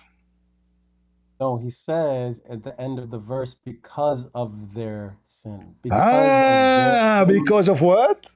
I thought it's Because not of their right. It's not just. own. Hold on. So what? If you commit sin, I pay for my sin. A second ago, it was not right. A second ago. No, he's saying because of. Okay, hold on. No, I'm saying. Guys, do you see the hypocrisy? You read the hadith wrong. He's saying because of the Christians' own sin. Their own sin. This is No. Allah will take the sin of the Muslims, which like mountains, and he will place it on the Christians. It said li'anna, because why? Because why? What?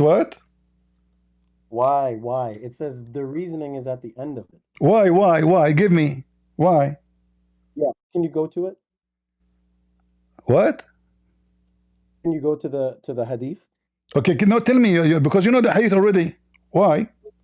Yeah, because at the end of it, it says it's because of the Christians' wrongdoing or their rejection. Okay, but a second ago, I thought everybody would pay for his sin.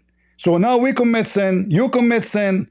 How come you commit sin, we pay for your sin? A second ago, you said to me, it's not justice. Hypocrites, satanic. God, like even satanic. You know, Islam is a satanic religion. A second ago, you rejected such a logic, say this is unjust. A second after, because you are a Christian. So you sin, you fornicate, you rape, you kill, and you get away with it just because you're a Muslim. Islam is satanic religion. Yes. Listen, here we go. This is the hadith. So now you go and rape a woman, and then in the day of judgment, Christian prince will pay for your rape, your rapist.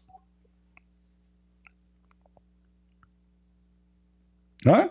There will come people amongst the Muslims on the day of resurrection with as heavy sins as a mountain, and Allah would forgive them, and He would place in their stead the Jews and the Christians, as far as I think Abu Ruab said. I do not know as to who is in doubt. Who's in doubt? The rest is not important. The rest is just blah blah blah. Okay. There's another hadith related to no this. problem. I can show you all of them. All of them is the same stupid thing. This is your ransom from hellfire, and it says there will come people amongst all is the same garbage. All is the same garbage. All is the same garbage. All is the same garbage. Your God. Yeah, and right there. Go back up right there. Where? Right there. It says, they are your brothers and from your race worshiping as no, this is not about the Jews and the Christians. No. From they are alone? This is not about the Jews and the Christians. This is about the Jews and the Christians. This is about the Jews and the Christians. I'll have to look it up. I'll have to look it up because why you don't look it up right now? I'm showing it to you. You said it's unjust. Yeah. but it's not as simple as that. I have to Not pull up, simple, absolutely. So you will go and yeah, if around women, have to rape like children like bad Aisha, you kill, you rob a bank, and you cheat, you lie, you sell drugs, and then we, the Christian and the Jews, we will be your replacement in hellfire. And this is the God who love everybody. You remember what you said to me? Do you remember what you said to me? Why you speak about Islam in an ugly way? Islam is the more disgusting. You kill, you rape, you F. I pay. Islam is No, filthy. I'm saying, Islam is satanic. remember, if you don't believe in a God when you die, what is the retribution or the punishment? First in of all, Christianity? we believe in God. You don't believe in God. I challenge you to tell me the name of your God. Go ahead. I'm asking a simple question. If a I believe in person God. You dies, don't believe in God. In fact, even your stupid Quran call us the people of the book. You are not the people of the book. You don't have a book. This is why the Quran call us the people of the book, because we are the only one have the true book and the true God. You are a person who have no book. Okay, Christian Prince. So before I go, because I really wanted to rather like talk with you instead of just like, you hear some of the arguments I'm making so that maybe you can understand a little bit better where we come from. I hope that we could try it again, because I don't think you really mean a lot of the things you say. Maybe for the audience, Trust but me, not trust me. like, I there's mean no way. everything There's I just no say. way. I mean everything I say, and you are satanic. You look at you, how hypocrite you are. You try to paint and duct tape all the crazy stuff I showed you. Even this one, a You're second ago, calling you me said to me it's satanic. unjust. You're calling me Unjust, satanic, and I guys. was Did, nothing but did nice this to you. guy, did this guy, satanic man, he said to me this is unjust? He agreed. It's unjust. Person have to pay for his sin. No. In Islam, they sin, they rob, they kill, they lie, they cheat, and we pay. Because Allah is Satan. He want to encourage them to do more sin. This is the purpose of this. In Christianity, no. Jesus make it clear that when you sin, you pay for it. Not a Muslim, not a Hindu, not a Buddhist. No, no, no, no. You will pay for it. Them, Muhammad is encouraged them to be rapist, because he said to them, go do whatever you want. In fact, he said to you, if you touch the black stone, listen, your prophet says, if you touch the black stone and the Yemeni corner, Allah forgive your sin, even if it's more than the foam of the ocean. Is that correct? Okay, let me just leave you with this then. I know for sure that, I think that we can definitely have cordial relationships with No, we Christians, cannot. We Jews, cannot. other people. I just want to make a last statement that I believe that it's possible You are a if you hypocrite. You have are doing goodwill taqiyya towards it. now. You are doing taqiyya. I'm. Let me just finish, because I'm I telling want you to what you just are say doing. that Okay, guys, let me show you what he's doing. According to I'm Muslims, not doing he can anything. say to I'm you not doing friendly anything with things. He can say to you friendly things, but his heart don't mean it. Correct? Am I lying? So you are doing Just taqiyya. We because know in it. my We heart, know it, my friend. We know it. So I believe. In my heart, I believe that listen, yes, if you listen. die Is upon it it, true? if you Is die it upon is it true that you can speak to Let us me in a just finish. friendly way, but you don't mean Finish it? one statement. Huh? Let me just finish one statement. That you can die if you died upon this falsehood. Okay, Of course, you're let going to us go to read this Jahannam. before I you know finish. why. Let's read me and you. Okay, the one who take a Christian and Jews as a friends, he has one of them. He have no honor, no mercy, and he is out of Islam. All right, and then, however, you can, if you can, you guard yourself against them, save yourself from them, taking it as we're security, saving yourself from them by speaking in a friendly way toward them while your heart is like this. This is Satan. He speaks to you in a friendly way. He says, we are I'm not. friends. We can be friends. We can be good together. He live in America. If he live now in Syria, he would spit on me. If he is Yeah, now in exactly. I'm not. Afghanistan, See, if he is now in that's one of the points I Afghanistan, he want to will make. cut my head. But now he live in See, that's one America. of the He's a points. potato. He That's have one of no the points I want chance. to make. So speak to them in a friendly way, but your heart dislike this. That's the point I want to make, is that I'm here in America and we don't treat people like this. Maybe people treated you like that in your country. This is but Islam. You Muslims see, here, you are being hypocrite again. This is Islam. we're different. You're a prophet. Okay, how your prophet treat the Christians after he controlled the Arabian Peninsula? Is it true, he said, when you see a Christian, force him to walk in the sewage? I don't know, but I have to go. You have to go. Do you have to go to the bathroom or you have to go somewhere else? Wait. No, I just my family is waiting for me. So You don't have a family. Here we go. Okay, come on, man. You don't have a family. A Muslim, he don't have a family. You're in them. I'm sure you have a loving family too. Listen, I am not hypocrite like you. This is your prophet. We're human. No, you are not. A Muslim, how is a human? You rape children. How can you really? I mean, maybe for the audience and because you're like behind the mask, but My friend, in real life, I'm sure we would talk. If you see a Christian in the, or if you see a Christian or a Jew in the street, force him to the most nary. Is that correct? Most LA. Is that true? I'm not here to attack you, kill you, fight you. That's not. You don't dare. You don't dare. You don't dare. I'm just not that kind of person, and that's not what we. Because you are doing taqiyya now. If I am in Syria, you will shoot me. I know. If I am in Saudi Arabia, you will shoot me. Don't be a hypocrite liar. We know you. You are not a Muslim no more. I hope you are not a Muslim no more now. Huh? So now, listen. Did your prophet say if a Christian or a Jew in the street you meet him, you have to force him in the sewage? Yes or no?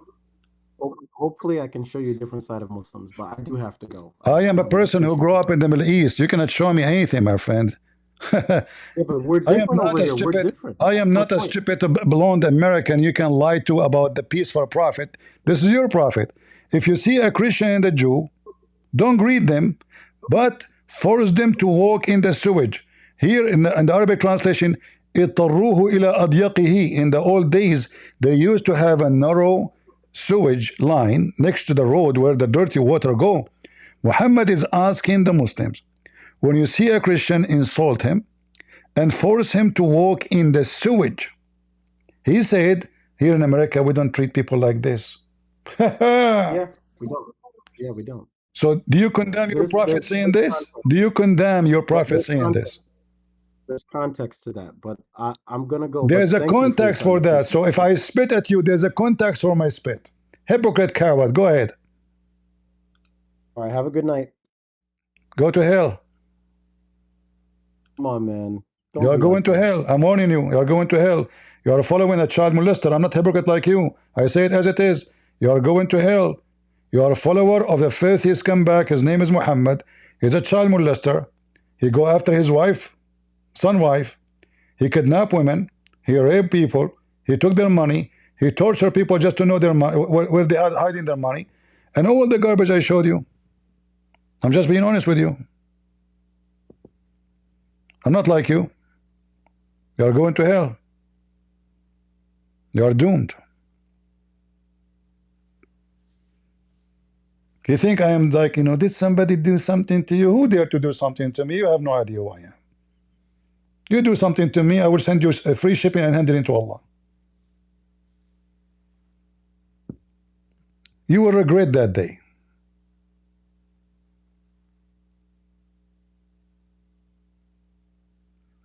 But do you see how sneaky they are?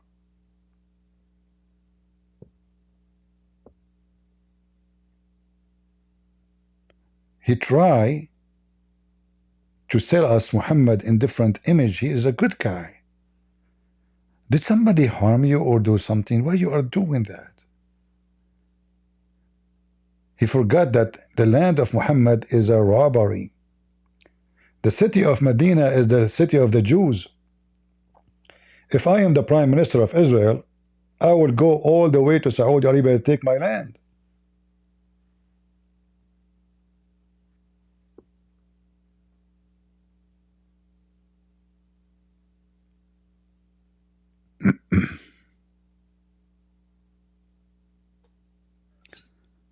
All right. Go ahead, TNT. You tried to talk before, you could not. Let us see if your mic will work. Yes, do you hear me? I do. Go ahead. CP, I was thinking, but I changed my mind now because the debate I hear it, I say, oh my God, because I was thinking these people, they born of a Muslim family, and they have, because I know people, I live in England, and I know people, they are Muslim, and they send a very early age, they them kids in the Islamic schools or teaching on the Sundays and things like that. They teach them that is the way in life. I mean, you know. But yeah, now I hear your debate, and I think you are right. This I don't know what to say. You changed my mind because I was thinking to tell OCP, please, can you try to convince them a better way or different way because they aren't wrong. Do you understand what I mean? Don't be so sharp with them. And my friend, I spoke to tens of thousands of Muslims, and I caused thousands and thousands of Muslims to leave Islam. So my way, it worked perfectly, and there's no better way. So those who think that you can make a Muslim leave Islam by giving him a hug, they are living in a delusion and illusion. They have no idea. To fight the devil, you have to be strong, armed with knowledge and faith, and never compromise. Those who compromise, the first thing they compromise is their faith. Then they lose their faith because they are false Christians. Compromising will lead to more compromising. Stand your ground and fight and win. We have the truth, and this is why he was freaking out, trying to run from a corner to. It is like a rat going from under the couch to under the table to behind the closet, going to the attic. You witness it. We have proofs, we have reference. He was trying to escape, for he is embarrassed. So never compromise. Those who compromise are the weak Christians, and they are not going to be in heaven. The one who deny me, the Lord said, I will deny him. And when a Christian compromised, they denied Jesus. I don't. yes, you're right, CP. You are right. I was thinking because I hear you every night, man. I live in London, but I don't know. Maybe you see me there. When we are there, actually, I don't come here on Discord. I come in and I go to YouTube. But always I follow you. You know, even now, what time is now is. Well, let me put my glasses. It's like a 3:30 morning time. So yes, because I I convert. I take the. I'm an evangelist. You know, I believe in New Testament. I believe in all Bible, but my teaching is Jesus Christ only. And since that time, I follow you here on YouTube, and I was thinking on another day, because you have a debate as well. No problem. Well, anytime you can join us. Yes, sure. What about these guys? I go on a city center, and a lot of people, Muslim, they try to stop me to give me free Quran and things like that. And I remember you, and because they said they said to the people, look, this is how the teaching Islam is the best, religion. Who is a good thing in life, has the right thing in life, and things. But you know what I believe? Even these guys who give free Quran, they don't know exactly what is going on. Because now, this night, I realized this guy was not, aware about what happened in Islam. You make him know. Maybe now he think about it a lot. He gotta think about, All right. Hopefully, he gonna convert, become a Christian. You know what I mean? Yeah, so that's why I changed my mind, because I was thinking to ask you if it's possible just to talk to them different way, but I think it's right. That is not another way. Well, I am born this way. There's no other way for me. Nobody can tell me how to talk. Congratulations. No. I just was, to have a topic, but no. You're doing good. No, this is how I talk always. Doesn't matter who told me, like when this is why I stopped going in ABN TV. Each time they want to debate a Muslim, they ask me to be nice. I say to them, that's the maximum nice I can be, like when I debated this guy Hisham al-Husseini, they told me, please, the owner of the TV, he spoke to me before the debate. Please, I beg you, can you be nice? Like, don't crush the guy in 2 minutes. we want him to come back. I said, I cannot be, I am the nicest now. I cannot, that's it. This is the maximum. Don't expect much. And then I send them an email, says, you guys, you want me to or you bring me in the stage to beat the hell of him or to give him a hug. Don't call me again. All right, my friend. Thank you very much, Johnny. Thank you. You're welcome. You're welcome, man. Okay, thank you very much. Thank you for the time. Thank you, Habib. Yeah, this was actually the reason I stopped going in their TV. Each time they bring me to debate somebody, they give me a speech for 15 minutes about, not to use harsh words, not, I said, what I'm doing here? You bring me a cat and I am a lion and you want me to be a cat like it. Good luck. Do we have any cat? All right.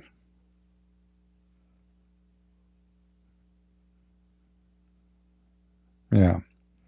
Anyway, actually, I'm sick. I supposedly I will stay here for like 20 minutes because I'm sick. Seriously, I'm sick. I have a very bad headache. My head is hurting me, and I'm supposed not to stay long. And now I'm weak, very weak actually. Yeah. He's lucky he came to me when I'm weak. All right. He's very lucky.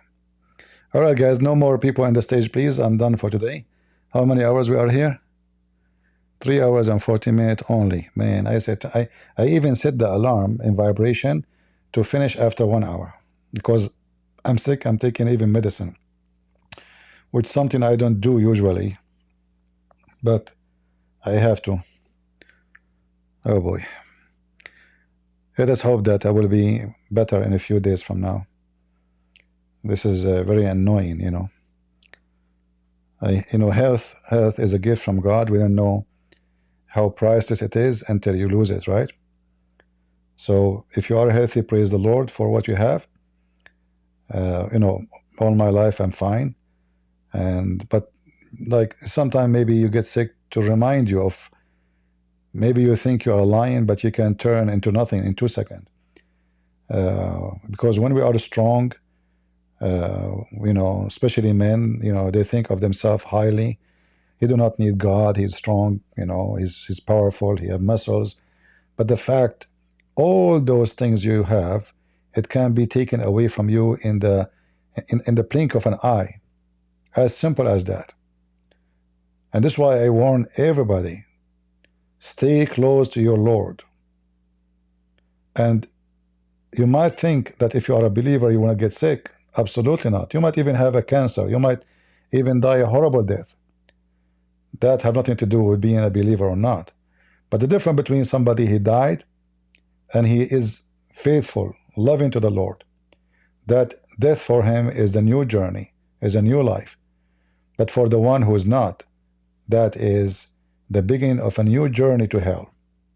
So there is a huge difference between somebody he die happy and someone he die so worried and so paranoid and so afraid of what is going to be next. The Lord, he says, whoever believe in me and die will live. I'm not saying I'm dying, don't take me wrong, but I'm saying this is my advice to you. Don't be proud of your health. Your health is a gift from the Lord. It's going to be taken from you anytime, any moment. Remember always that whatever you have is a gift. You don't own it. Your life, you don't own it. Your health, you don't own it. So at least during the time you live, use the gift you gave. Remember the parable in the Bible about the talent the Lord he gave to the servants. There's one he make it wise, there's one he hide it, there's one. So be the one who multiply it, because whatever you've been given now is going to be taken away from you, and you will be asked what you brought with you. What you will say, I bought a new car, I have a new house, I have $10 million in the bank. Trust me, you will take none of those things with you.